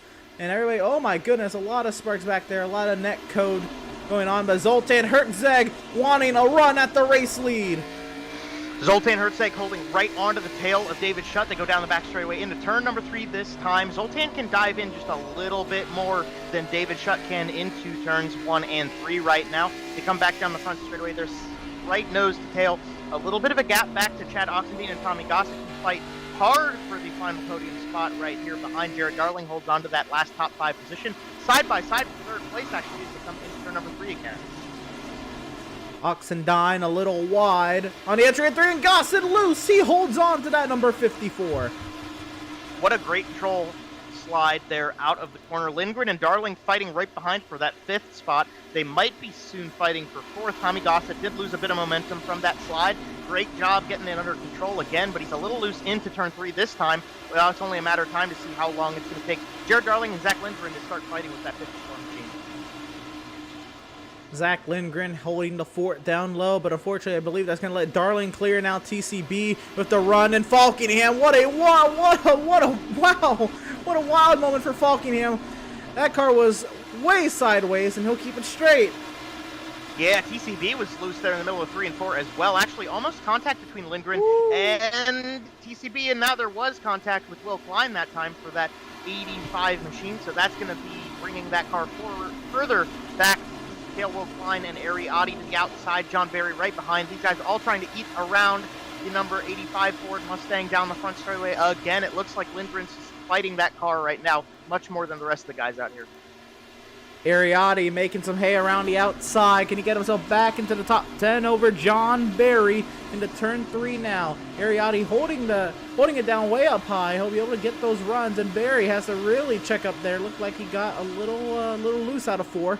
He'll give up the top 10 position to Ariati. Yeah, once you start using out your tires, it becomes a lot more work to keep that car on the bottom side, and obviously you saw right there from John Berry, it wasn't quite what he needed, and Ariati was able to restrict the 74 from getting any sort of a run on him. So now Ariati's going to have to try to figure out a way to get back up to Zach Lindgren. He's got that car a little bit more under control, holds on to P9 fairly well as the rest of the guys up further in the running order. Saw them having a nice battle. We're on board with TCB right behind Jared Darling. As they come down the front straightaway again, there's barely any room between any of these guys right now. Let's just look at the kind of throttle modulation you got to do in a dense pack like so. And I say dense, it's not that big, but they are right on top of each other. Tommy Gossett has Jared Darling right up his backside, and TCB right there as well, and oh my goodness, contact, and that's gonna get the spot for TCB, the bump and run. I am assured that TCB didn't quite want to move Jared Darling with so much time left in this race like he just did, but obviously it happened, and Jared Darling's going to have to try to get that car back recouped into line. Daniel Falkingham's going to benefit from it. He's going to take a spot here and go into 6th spot. Jared Darling's now going to have to try to fight Will Klein and try to see if he can stay in 6th, or rather 7th, as Tommy Gossett and TCB, they gapped Darling a bit, but they have Daniel Falkingham now on their tail. I don't necessarily think TCB wanted to do that to Jared, but I believe TCB did what he felt Jared should have done to Tommy to get this group going. And now Daniel Falkingham giving a little bit of bump to TCB out of 2 and into 3, trying to go for P5. To the inside, Daniel Falkingham gonna get held down. The momentum will hold the 25 car in front of him. Terrell Baker all over the number 54, still Tommy Gossett holding on to the front of this train. He's playing the engine, and right now Zach Lindgren and Jared Darling fighting over who plays caboose. They come through 3 and 4 again. TCB a little bit too high. Daniel Falkingham takes a peek, not going to get there this time. Real quick, they are side by side, Darling and Lindgren, and things are really tight up front. They have since dissipated. Schutt still holds off Hertzeg up front, and here comes Falkingham on TCB. Falkingham to the inside, holds the car nicely down there. He's going to get a run in the middle of the turn. It's going to get him in front. He goes up to the top side. Will Klein is going to also clear the number 25 machine as both of them get up further to the front. They're going to start charging up and see if they can get up to Tommy Gossett. Let's take a look at what's going on up front. Zoltan Hertzeg stalking the rear end of the 5 of David Schutt with now 59 laps to go here at Nashville. Actually, yep, now it's 59 laps to go here at Nashville Fairgrounds, and Zoltan Hertzeg, I think he's in the position of power right here. I would say the same. I did think he got a little loose out of turn number 2 that time, so I'm wondering how well that car's holding on for him, but quite evidently it's holding on well enough that he can stay right behind David Schutt. They go into turn 1 again. Schutt runs a little bit lower into the corner. They both dip to the bottom and diamond out to the back straight away. A little loose there for David Schutt. He blinks one time down that stretch, but Zoltan Hertzeg stays behind. They come through 3 and 4 again. Hertzeg's trying to run into the corner a little bit and get a little bit more momentum onto the straightaway. I believe Hertzeg here, he does not want to use up his tire trying to overtake David Schutt. Well, now I say that, he sends it to the inside. I think he's tired of running behind David Schutt. More or less, I think he's just trying to pressure Schutt into a mistake, but I think Schutt is a fearless man right here in this top spot with this number 5 holding off probably one of the best on the long run, Zoltan Hertzeg and Chad Oxendine. How about him in 3rd place? Can he redeem himself after losing out last week's race at Iowa by 13 1/1000ths of a second to Femi Olot? Will it be Oxendine tonight? Chad's actually slowly reeling these two back in. They're fighting with each other enough and they're slowing themselves down that Chad Oxendine has had enough time to put together a rhythm that's gotten him back up into this fight. So the top 3 almost nose to tail to nose to tail. Zoltan Hertzeg way loose out of turn 4, and Oxendine got a bit of the wall. We're going to ride off the back end here of David Schutt. We'll see how Zoltan Hertzeg negotiates the Nashville Fairgrounds Speedway with this 5 car in close proximity to his front end. They work through turn number 4, and now Schutt opening up an advantage as big loose there for Zoltan Hertzeg, as Hertzeg may be feeling the pressure from Oxendine. Hertzeg's dealing with a lot right now. He's got those tires falling out underneath him. He's trying to put pressure on David Schutt, and now he's got to deal with Chad Oxendine also in this picture in his mirror.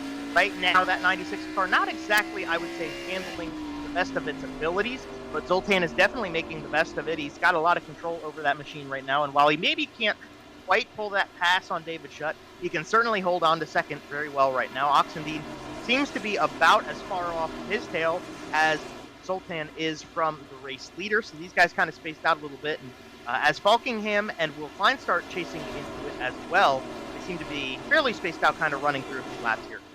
I just took a look at it, Joe. Who do you think has the oldest tires in laps right now? Is it Zoltan Hertzeg? It is David Schutt.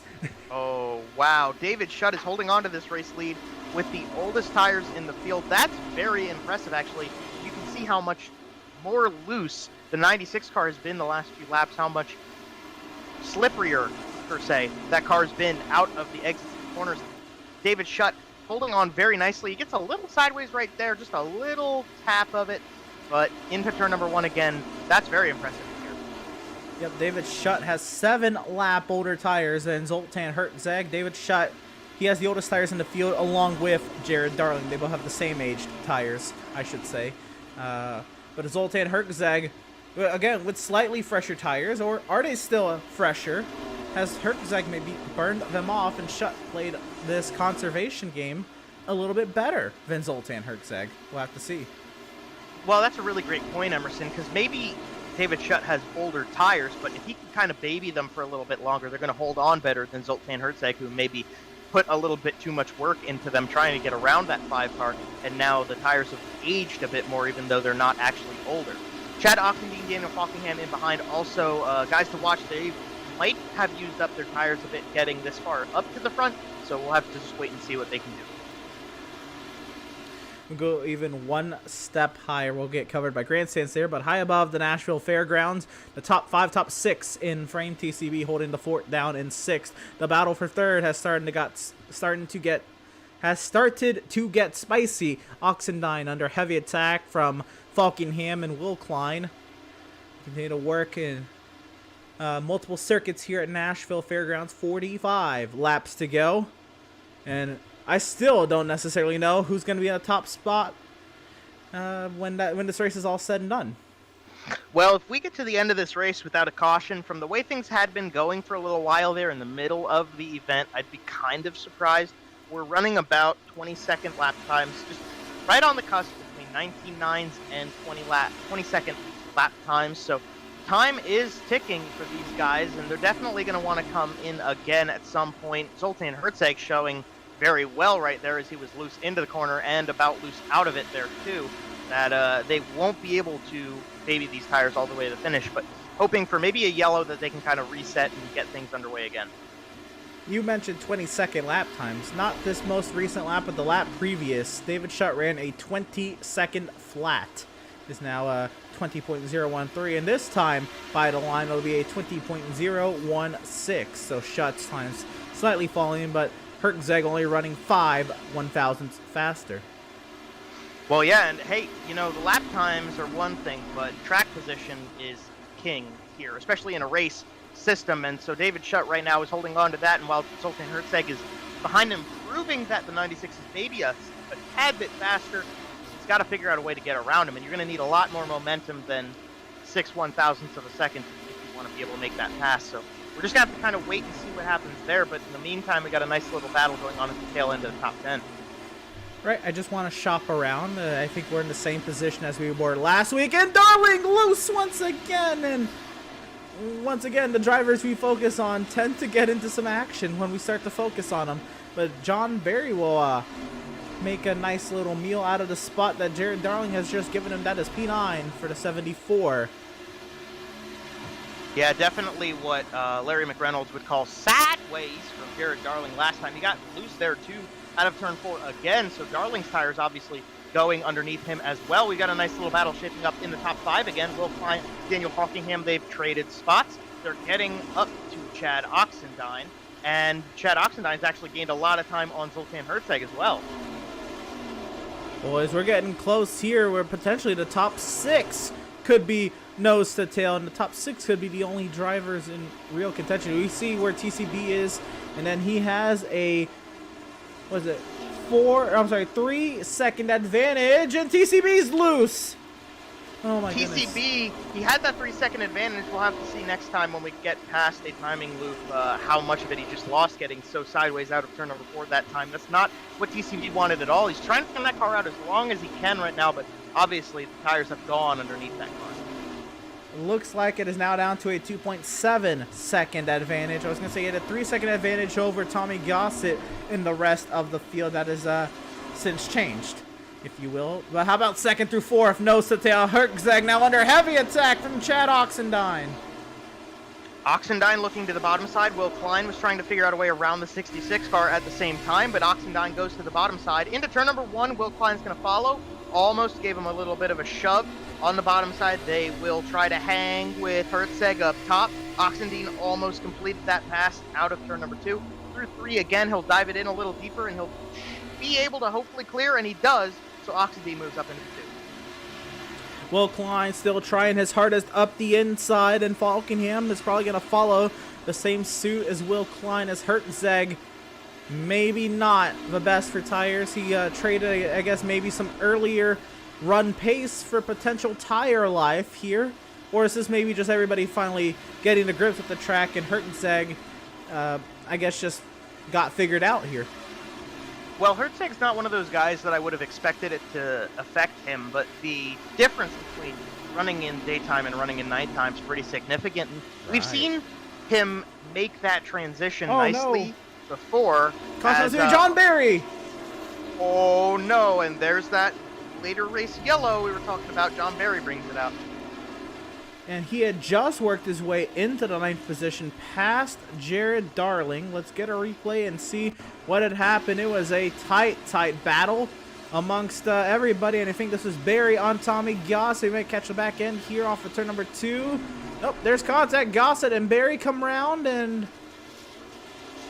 I think that's it. They ran out of space right there, the two of them. I mean, John Barry kind of coming up the track a little bit, Tommy Gossett coming down. That's where that exit of the corner is, and I mean, we've used up these tires. There's hardly any grip left in cars at all, so it's tough to keep control of them. Jared Darling had just enough to avoid major contact there too. I saw that out of the corner of my eye as well, but we'll catch one more replay back. See if the trees get in the way. No, they get out of the way, and yeah, they just kind of come into each other's space. Well, a restart with under 30 laps to go here at the Nashville Fairgrounds. Everybody's more than likely coming in for a fresh set of tires. Boy, oh boy, this is going to be fun. We're going to step aside real quick and go side by side and get a word from some of our partners here at Pit Stop TV.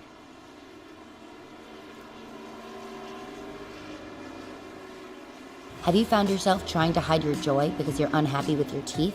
Your smile is the first feature noticed in an interview, on a date, or in family photos. We want you to be able to shine bright as your best self, and our teeth whitening system is the perfect step toward restoring your confidence.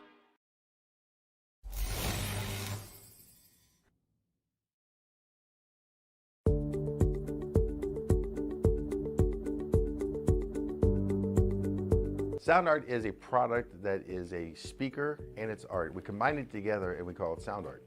What makes it so unique that any picture can be your speaker? Sound art gives you the high quality sound without the ugly speaker.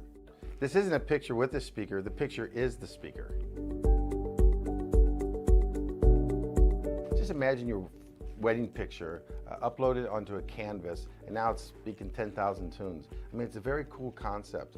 What we like so much about it that you can take anything that means something very special to you, upload it on the canvas, have it hanging up in your room, your balcony, wherever you want to put it, and now it's a speaker. I mean, how cool is that? It's something that we have that and no one has. Green flag once again from the Nashville Fairgrounds. And we're racing in contact between the two leaders!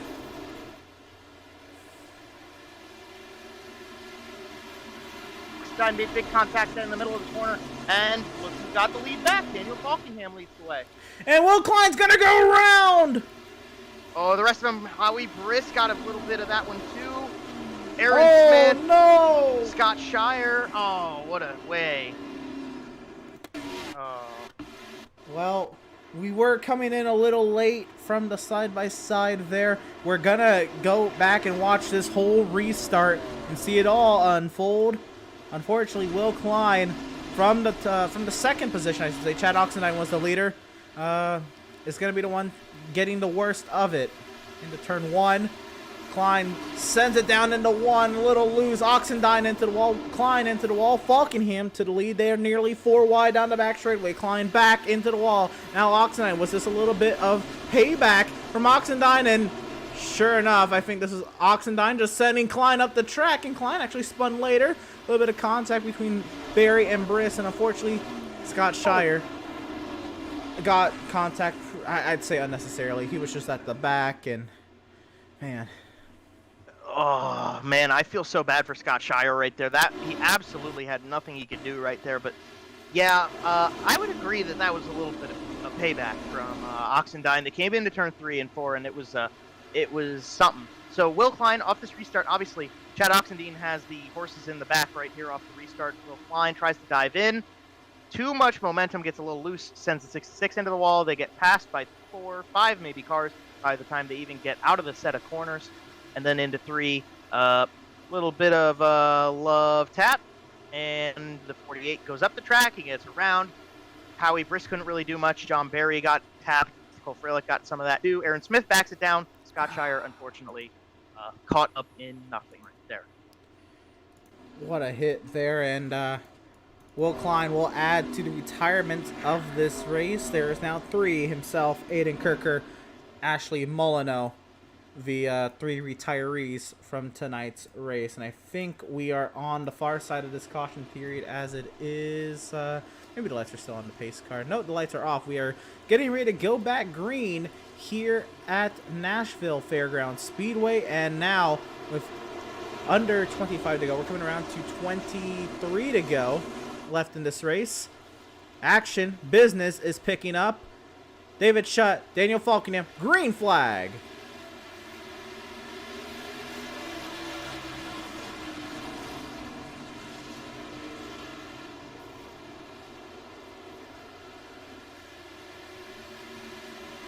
Caution on the speedway, it's Scott Shire. Oh, Scott Shire just got through that whole ordeal, and he's around backwards in turns 1 and 2, bringing out the yellow once more. We were talking about it in that quick break we had. Emerson and I kind of agreed we might see a couple repeat cautions from just how late we are into this race, and obviously paying true again. Dylan Patterson, and what is going on here? Was Shire maybe trying to pay back Oxendine potentially, or I don't know, but Shire, we'll have to, I think, get an onboard before we can, I guess, really declare anything. Yeah, it might have been something technical with the restart and timing and scoring. It might have been a little bit of frustration coming out of that number 4 car. Maybe something we missed off screen had something to do with this. So here's Chad Oxendine. He's trying to catch back up. Scott Shire on the inside starting lane. I'm actually just going to let the engine do the talking here real quick. Oh, he looks like he missed a shift. Yeah, that's definitely a missed shift situation right there for Shire. You heard how long he hit the red line down the front stretch, and that definitely told the story for us. And tough break for Scott, obviously getting caught up in the last yellow out of his doing, and then just a little slip up right there on that restart brings him to the outside wall in turn 1. Well, relatively quick, I want to see if we can talk to this driver that I know has had a pretty decent run tonight. Zach, right now running in the 6th position, under 20 laps to go for this restart. How are you feeling? If I'm being honest with you, I have no clue. This thing's either really tight or really loose, and there's no in between. All these guys are stacked right on top of each other, so it's really hard to make a pass. All these cars are really even, so we're feeling optimistic. I think if we can evade some of the last lap troubles, I think we'll be able to finish well. Honestly, we've done a lot better at this track than I thought we would tonight. This is the first laps I've ever turned on it, so yeah, this has gone decently well. Well, first laps you've ever turned on it. What do you make of the Nashville Fairgrounds Speedway? Looking like yeah, go for it. It's a track. It's difficult to say the least. The lines change, throttle points and pickups change. It's been a very changing track. I think that has definitely been evident on the broadcast. It looks like there's no safe spots out here, so best luck to you for this restart. One more question, I guess. Who do you have to shout out? Who do you have to thank for your runs? Before we get going, big ol' shout out to HMS Motorsport for being on the car, my employers, Racecom for also being on the car, Rocky Mountain Elk Foundation, NASCAR Diecast fans, everyone at Elite, you guys up here in the booth, if I don't get to see you at the end, everyone watching, brave men and women overseas, and yeah. Right on. All right, Zach, best of luck to you, and hopefully we're talking to you on the far side. Hopefully, sir. Thank you. Absolutely. driver of the number 85, Zach Lindgren. And now getting ready to go back to racing. Now, with 17 laps to go on this restart, Daniel Falkenham will lead the field back to green here at Nashville.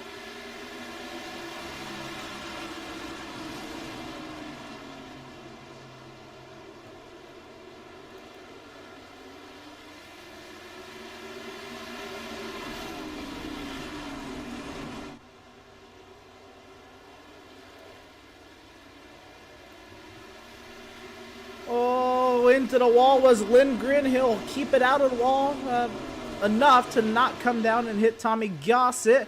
Now Zoltan Hertzeg in second, trying to chase down Daniel Falkenham. Here comes Lindgren back on Tommy Gossett. We still watch TCB working over the back end of the Jared Darling. Yeah, and Daniel Falkenham kind of cleared away from the start. I'm glad to see as David Schutt went purple. That's interesting to see at the end of this race. I was glad to see Lindgren not get into Tommy Gossett. I'm interested to see what comes to TCB going down the inside of Jared Darling right here. David Schutt, Zoltan Hertzeg, they are running second and third, single file. Right now, Falkingham's got a pretty solid lead over these two. I think they're going to need another yellow to kind of get back up there and figure out these restarts a little better. Down the back straightaway, David Schutt sizing up the 96 of Zoltan Hertzeg. Coming around to, this will be 13 laps to go from the Nashville Fairgrounds, and then caution on the Speedway. Cole Freilich. And we've got Cole Freilich in the wall, getting that car set up again. I mean, one of those guys who's just been having one of those nights. Cole Freilich involved in another incident here. We'll get the replay back, see what happened to this Racing Nation TV number. Oh boy. Well, let's see what happened here. This stems for a while. We'll watch this whole lap. Freilich and Hayes Booth are fighting hard towards the rear of the pack. Freilich and Hayes Booth clears Hayes Booth down the back straightaway and into three. Hayes just gets into the quarter panel of Freilich. Patterson not able to avoid. And yeah. Yeah, Aaron Smith looked like he got maybe a little cusp of Zach's car. That 03 machine. Cole Freilich obviously just, kind of ran out of room between himself and Hayes Booth. Those are two guys who struggled this season. They've just kind of had bad luck come onto their side throughout most of the events that we've seen so far. Hayes Booth riding on board with. Down the backstretch, he dives in a little bit, just a hair too much. Maybe even Netcode actually sent Cole Freilich around right there. That Hayes Booth really didn't touch him, but just got close enough that the iRacing system thought he did, and the round went 50. I could definitely see that being contact. That looked weird. So here we go, 11 laps to go, working yet another caution. Let's go through our race info, and how about it? 14 cautions for 56 laps and counting. 6 lead changes tonight. The action has definitely been here. It's definitely looked hard to overtake, but 6 lead changes that a track that's hard to overtake is not terrible. Yeah, definitely. We had a couple really long runs with specific drivers leading the way, and right now we kind of had that just before this yellow came out with Daniel Falkenham. I don't know. I'm wondering about David Schutt and Zoltan Hertzeg. Are they going to actually be able to keep up with Daniel Falkenham? He's had some really great restarts. Seems to have the tires underneath him right now that are going to be playing well for him, but only time will tell. There's 10 laps left, and anything could happen here in Nashville. Take a look at the weather real quick before the restart. How about it? The track is cold. It is 68 degrees Fahrenheit, 65 the air temp, and winds only 3.5 miles an hour out of the south. Well, let's get back to it. Daniel Falkenham, Zoltan Hertzeg. 9 laps to go. Green flag.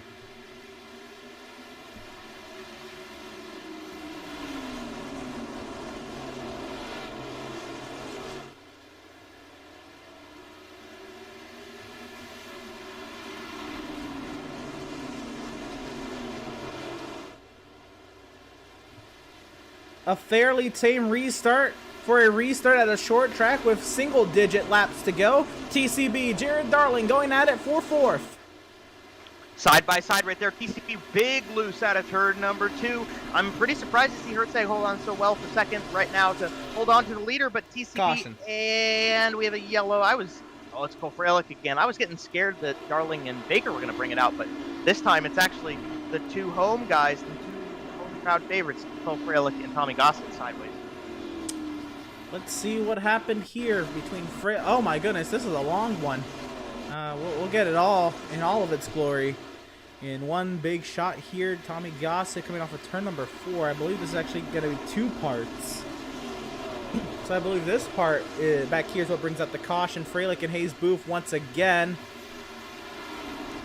Oh my goodness. Ooh, yeah, Cole was just big loose on the bottom side of the racetrack right there. He couldn't really do much. And then a completely separate incident. Not 100% sure if that was a result of the yellow flag coming out or if that would have happened on its own. But Oxendine and Gossett got a bit of each other, and around went that 54 car as well. So we'll watch just Cole Freilich on this replay. We'll watch it high above the Nashville Fairgrounds, and we may be blocked here. But yeah, Cole really low on the back straightaway, and maybe came up a little late. It looked like what he did was he stomped the throttle, and I've done that before myself. You get on the throttle, you push it all the way to the floor, and the car gets a little loose underneath you, but you don't quite let off of it.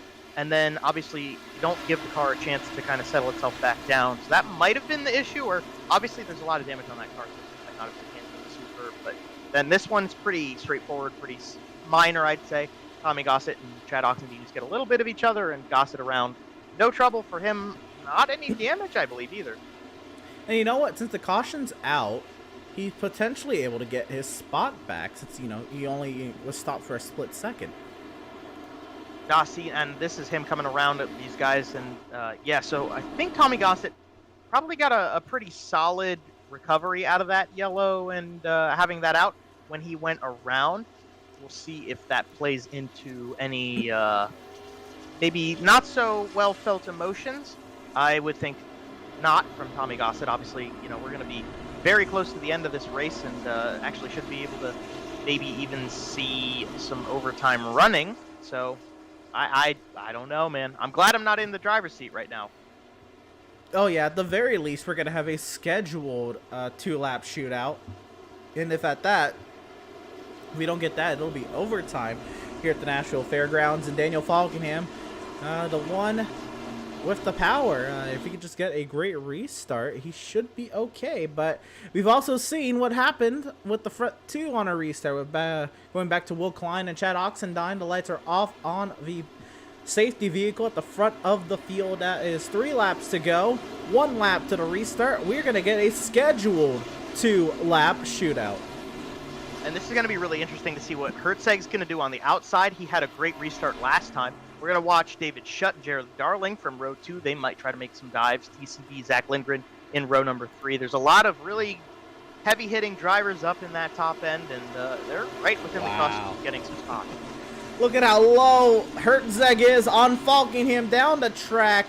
Green flag back in the air. 2 laps to go from Nashville. Falkenham will clear to the race lead. David Shutt now looks to the outside of Zoltan Hertzeg as they work their way through turns 1 and 2. Here comes TCB. TCB down to the inside of Jared Darling, out of the corner. They get squirrely behind. I think Spencer Ray hit the wall there behind them, but they go single file up to the front. David Shutt now side by side for second place. We come past the line again. White flag in the air for Daniel Falkenham. He leads the Thunder into turn number 1. David Shutt to the inside of Zoltan Hertzeg side by side for second. Hertzeg in the wall, TCB in the wall, but it doesn't matter because it's all happening behind now 4-time race winner this season. Daniel Falkenham gets it done at Nashville Fairgrounds as they crash and spin behind. Up and over goes Ariotti and several cars into the barrier. On the wall is Aaron Smith, and what a job from Daniel Falkenham. That was a moon car finish, but what a race to the line, and what a show from this guy. Daniel Falkenham did an excellent job with that car. He had it in the beginning of the race. He was the pole sitter. He was the fastest in qualifying. He had the car to beat all the way through the night, and even in the middle of the race, he just kept his cool, and he got that car back up front. Congratulations to him. What a stellar performance. What a smart drive by Daniel Falkenham. And what a job at that. Daniel Falkenham burning it down here on the front straightaway at the Nashville Fairgrounds. And he'll do his donuts. We'll watch him do his donuts. After that, we will take a quick break. We'll be right back with the post-race coverage here from the Nashville Fairgrounds.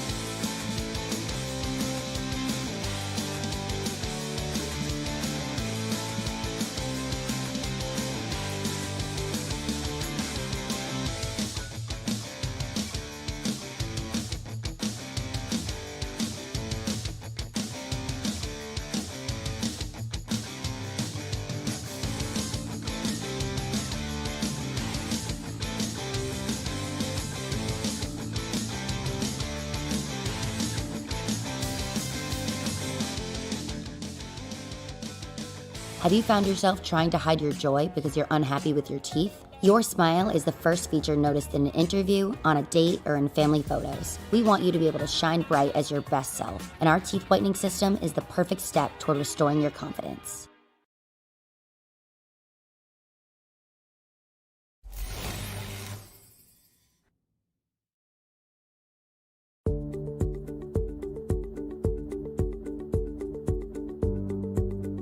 Sound Art is a product that is a speaker and it's art. We combine it together and we call it Sound Art. What makes it so unique that any picture can be your speaker? Sound Art gives you the high quality sound without the ugly speaker. This isn't a picture with a speaker, the picture is the speaker.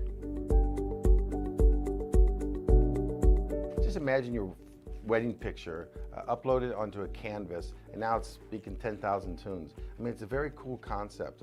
What we like so much about it that you can take anything that means something very special to you, upload it on the canvas, have it hanging up in your room, your balcony, wherever you want to put it, and now it's a speaker. I mean, how cool is that? It's something that we have that and no one has. No one has this product.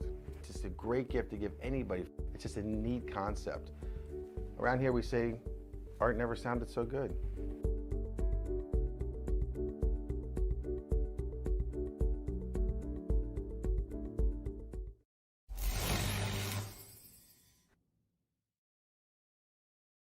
After months of quarantine, we're all interested in how we can become our best self. The team at Permanent Makeup and Cryo is here to help you get the flawless makeup look every day without the extra effort or time. When it comes to your appearance, you deserve the best care that money can buy. Sound Art introduces an entirely new way to listen to music in your home. By combining the best of two products, a revolutionary high-fidelity, low-profile Bluetooth wireless speaker with beautiful artwork. Select from a library of artwork or upload your own photos to personalize your experience. Sound Art ushers in an era of invisible, beautiful, and amazing sound throughout your home and redefines your entire entertainment system. The need to reclaim your floor space and rid your home of unsightly speaker boxes that need to be bolted to the wall is now a thing of the past. Our canvas is printed on high-quality permalite by Breathing Color. And select from our gallery or upload your own. Standard sizes include 16 by 20 and 18 by 24 canvas wrapped. Custom sizing is available, as well as surround sound options.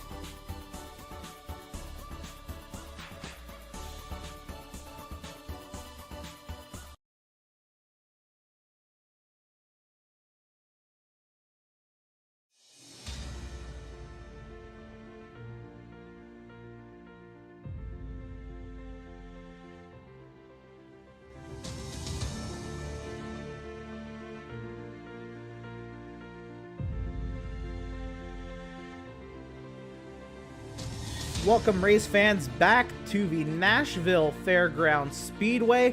We're now into post-race coverage of Pit Stop TV's coverage here of NORC's 13th season, the 11th round here from the Nashville Fairgrounds Speedway. Again, a track just under 6/10 of a mile, and it did not disappoint. It once again, thrilling shows, back-to-back weeks, last week at Iowa, this week here at Nashville, and we will get right to it. We got to talk to the man that has absolutely just played his cards beautifully tonight. The driver who was fastest in practice, fastest in qualifying, ends up with the top spot here in the race. Daniel Falkingham.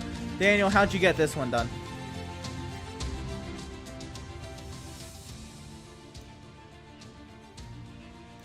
Clearing, opening the door for me to drive on away with the win, I guess. But nah, seriously, I mean, definitely the pit strategy on my end definitely kind of screwed me over a little bit, because I've always been bad with pit strategy, when to take tires and whatnot, and that got us in the middle of the field. And I definitely killed my stuff on that last long run, trying to get through traffic and whatnot. Will definitely was pretty good in the long run. I was just going to follow him through the field, see if we could get anything to shut there. But then the caution changed everything and whatnot, and we were in the right place at the right time. I don't think that's really ever happened to me before. So very thankful and grateful that happened. And yeah, got another win, especially coming back after not racing last week. So that's even better. Right, I'm sure that win will ease any pain that you felt from missing last week. Talk about what you saw. with that incident with Oxendine and Klein. I know, you weren't in control of either of their cars, but what did you see from your seat? Yeah, it looked like definitely Will, I think, without his core panel going into turn 1, so Will definitely timed the restart pretty well. And I don't know if there was any past feelings from North Wilkesboro earlier this season, but I think Will just wanted to drive into the bottom. The bottom, I mean, you could really pass on the bottom, I felt like, even on even tires as well. And I think he tried to get down there because there was a pretty good lane down there. And I think he just overcooked it. He overcooked it on one of the earlier restarts, too, when he was racing, I believe, Aiden it was on the outside. And I think he did the same thing, just overcooked it and lost the rear end. And, yeah, just slid up into Chad there, and that opened the door for me. Still, I don't know if I've ever been that lucky before, but, yeah, that was insane what happened there at the end. I after that last pit stop with us sitting in third, I thought we were just going to try to bring home a top 3. But then, yeah, door opened and I took it. Fair enough. The restarts today, they looked fairly in favor of the leader every time. Even no matter what lane they chose. Obviously, I think the outside lane maybe worked more, but you even restarting there at the inside, it looked like just nobody could really stick with the leader in the turn 1 other than the one lap with Klein and Oxendine. So what did you feel from restarts, I guess, if you were ever in second position, but from your restarts in the lead? Yeah, I thought restart was pretty interesting. I really thought the outside would be a good choice, good lane to restart, but clearly on that restart with Chad and Will, the outside I guess wasn't that good apparently. But just felt like with the bottom here and whatnot, and plus with just how short this track is and how kind of like how short of a restart zone you got too. It's not a very long run to turn 1, so even if you might mess up the restart a little bit. And even if you're still at the quarter panel, that's still pretty decent. I mean, because you don't lose too much time on a restart here. Or maybe if you're on old tires and whatnot, you could spin them easily, but really wasn't that hard to spin the tires or anything. Everyone could get on the power really strongly and really normal, and they could pretty much hang with the leader. So even with I feel like the short restart zones and the short run to turn 1 probably played a big role into it and whatnot. But yeah, restarts are very even. I mean, Zoltan, he was right there with me at the end of that race, and I was definitely worried, especially going on that last restart. He timed it pretty good, and he was on my bumper, but thankfully him and Shug got to racing, and that allowed me to get away. So restarts are very crucial tonight, and I'm glad to survive every single one of them. Yes, sir. So you did, like you said, survive here at Nashville. Next time out here for NORC, we're in SoCal at the Auto Club Speedway. The other end of the country for you, but what do you make of that track anyway? Auto Club is a very interesting track. I don't know why. I've always sucked at it for whatever reason, but I mean, it's going to be very different next time we go there because with the new, like what iRacing has done with the multi-groove racing, adding, I guess, a BR line around the wall. I mean, we're going to have a lot of multi-groove racing next week, or whenever, because I guess we have an off week apparently. I don't know what's going on with Rev and whatnot, but whenever we do race Auto Club, I think you're going to see probably one of the best races of the season in terms of just pure racing and whatnot. I think we're going to be putting on a good show for you guys whenever we race. Absolutely. Yeah, that was another thing. Obviously nothing I could really ask you when we're at Auto Club. But anyway, congratulations on the win and getting it done here at the Nashville Fairgrounds, Daniel. Who do you have to shout out? Who do you have to thank? Yeah, I gotta thank you guys for putting on the broadcast. You guys kill it every single week. Thanks to Andrew. I know he's not here tonight, going at the summer. He's working the summer shootout and everything. But I appreciate all you guys, the entire crew, who puts on the show every week. Love going back and watching the broadcast. Definitely gonna go back and watch this one. I think you guys had some great reactions tonight. But thank you guys for the broadcast. Gotta thank Revan, John Barry for putting on the league. Gotta thank everyone who comes out and races each and every week. I gotta thank. Let's see. Got a lot of people to thank here. I got to thank all the fans who come out and watch us each and every week. And I just thank my personal sponsors as well, Lobster 207 and First Rate Bait. And thanks to all my friends and family watching as well. Yes, sir. Well, once again, congratulations on the win. The 4th win on the season for you, Mr. Daniel Falkingham. Best luck to you next time out at the Auto Club Speedway. Thanks, Emerson. Appreciate it. Yes, sir, and that was race winner and driver of the number 20, Daniel Falkingham. And now we're going to be standing by here with our 2nd place finisher and driver of the number 5, David Shutt. Joe, standing by. Yeah, and I pull in David Shutt. You came home P2. David, this is Joe. Can you hear me? Yes, I can. All right, David. Well, you got 2 third-place finishes in the last 2 races, and now you pull a 2nd out of one of the craziest runs to the line we've seen in a while. How did that go for you? It's kind of a little frustrating because I felt like I I keep getting all these top 5s, and I just haven't gotten a win yet. And I felt like I had two good shots, really. That long run that I was leading, felt like I might have had a chance there to just maintain the gap. And then when that caution came out, I don't know, I just had a really slow pit stop and lost 4 spots. So I felt like the rest of the race was pretty much just start and stop, and if I was leading, I could have just kept the lead the rest of the race. So it's kind of frustrating, but just another top 5, so it can't be too mad. Yeah, certainly, and it seemed like you had a really good car underneath you that you could work with all through the night, especially through the transition from daytime to nighttime. It seemed like that car stayed underneath you really well, and it seemed you were benefiting off of the way the race was going. Did you do anything in the car differently to keep that car underneath you from the daytime into the nighttime and then through all those cautions? I kind of took me a little time to adjust once the sun went down, because it was harder to see where my braking point was and where the line was at. But I did crank down my brake bias some, so that helped a little bit. I just kind of tried to focus and hit my marks, and that seemed to help on that longer run there. Definitely there, David. It did seem to work for you there. Also, you take that momentum, so you've got the third places, you got the second places. You seemed like you worked through the long runs, the short runs, all of that, and now you've learned everything you need to for a short track, and you take it to super speedways. You got to go to Auto Club, you got to go to Talladega. The next few races on the calendar are going to be completely different than this one, but how do you feel going into them? Are you prepared to go fight for race wins there too?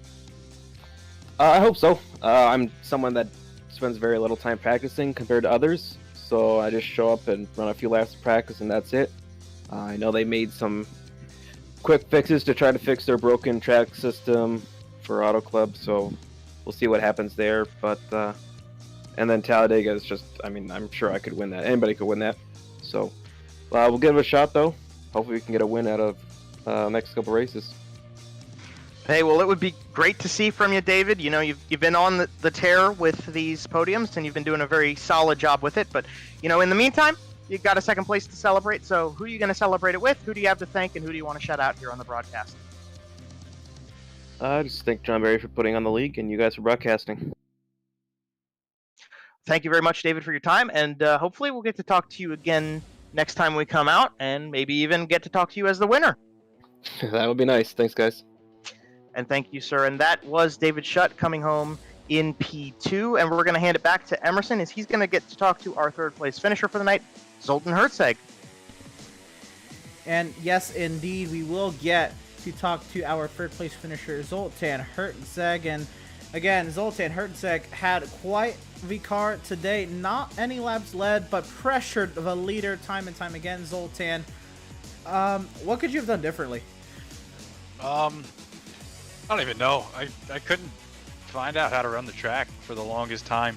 I bought this track right before the race, and I couldn't figure it out. I didn't have the same speed as the other guys, and that one run, I was racing with Schutt. I had like a little bit newer tires, and I couldn't get by him. I couldn't figure out how to pass him. And I was trying to do it cleanly, and I couldn't, and I wore out the rear tires, and I was just starting to fall back. So luckily, I got that caution and got a couple good restarts, and I just couldn't figure it out.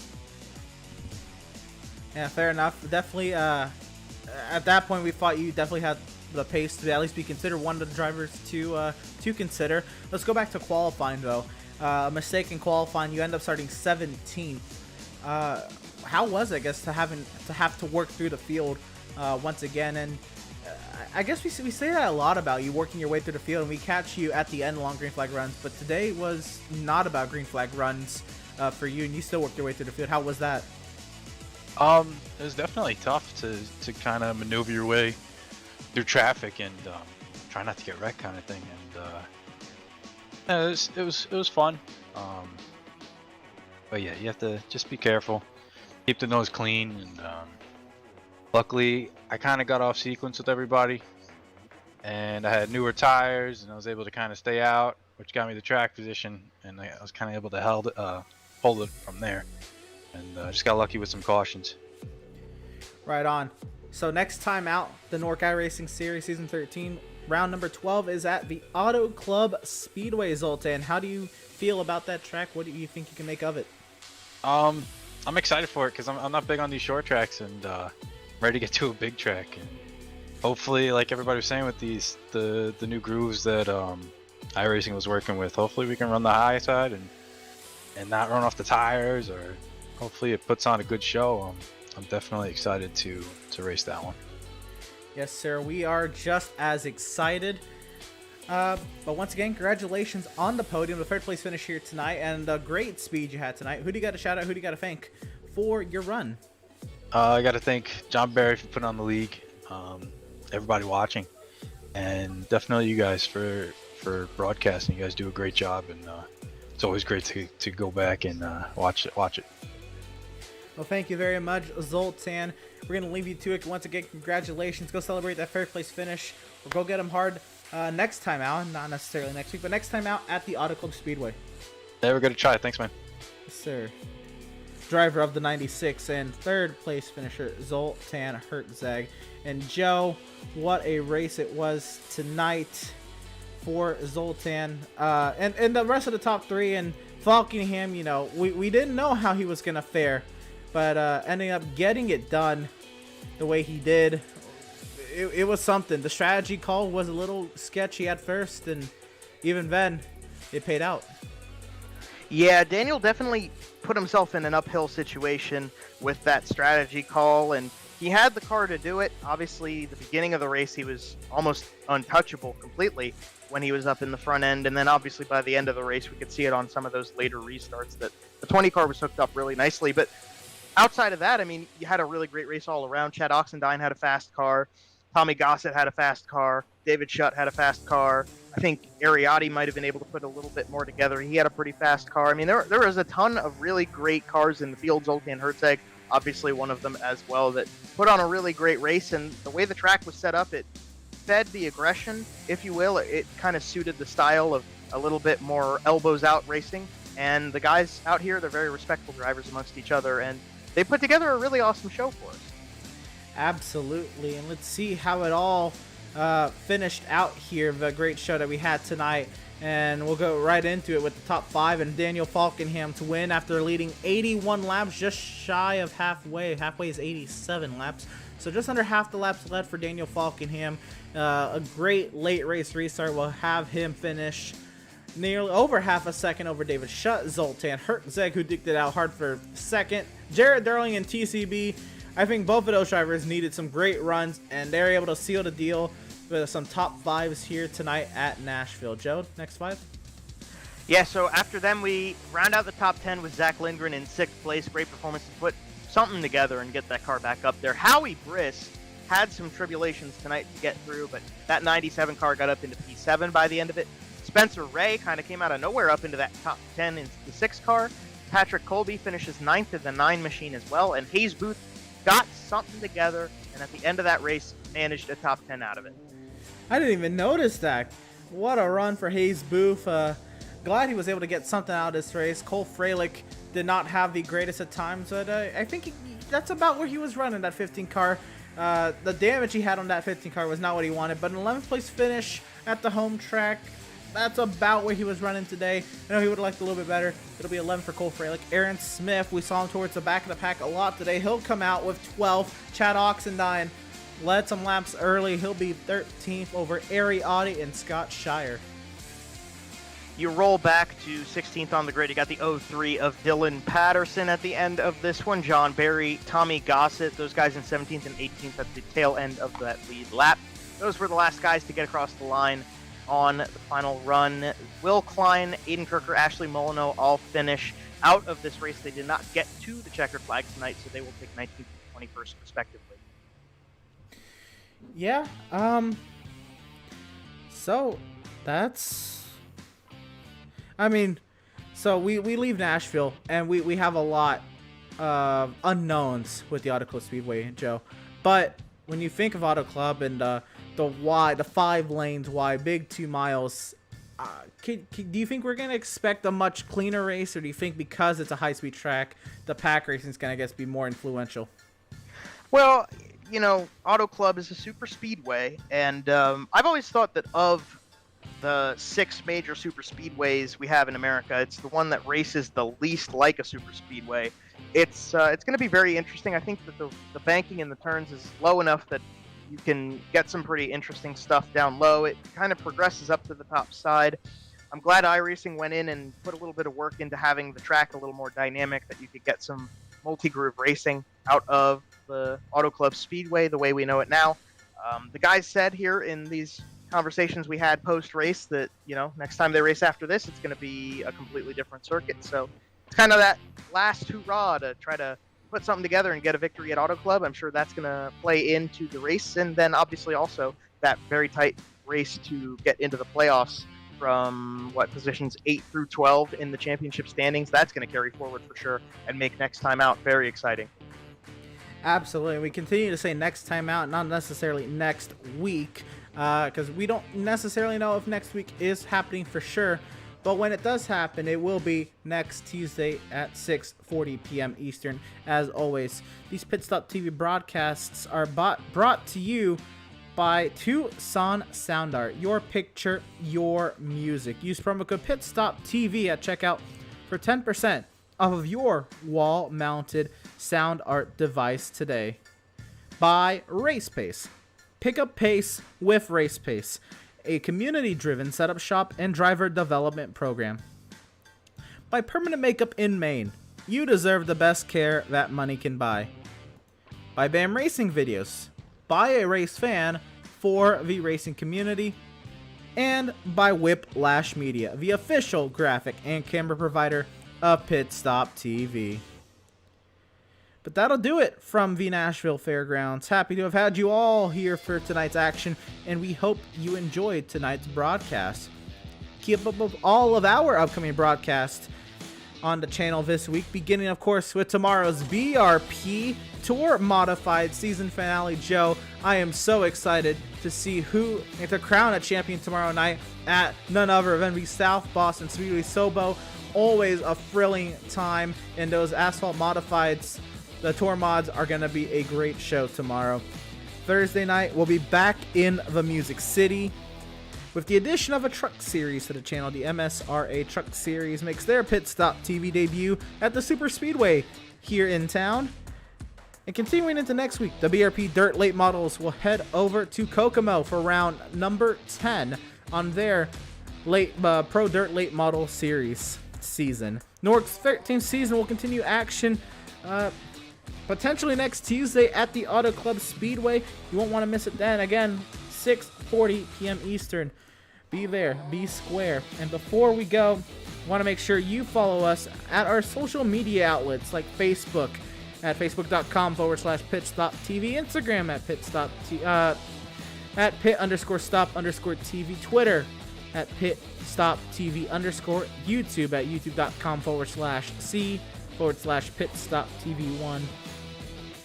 And yeah, for all of us at Pit Stop TV, Joe Donahue, Trey Shuttlesworth alongside tonight. Trey Shuttlesworth, again, doing the amazing work on social media coverage as always. I'm Emerson Arden. Want to wish you all a great night. Y'all stay safe, stay cool. It has gotten really hot all of a sudden. Summertime is upon us, so make sure y'all stay cool, y'all stay hydrated, and we'll see y'all next time.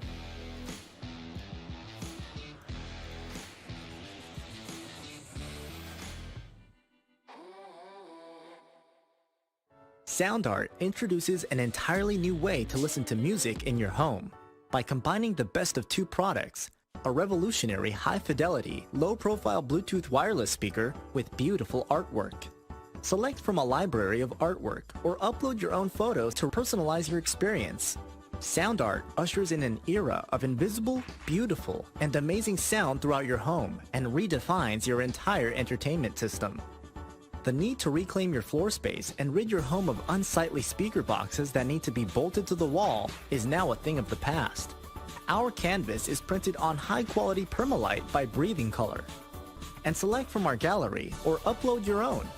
Standard sizes include 16 by 20 and 18 by 24 canvas wrapped. Custom sizing is available, as well as surround sound options.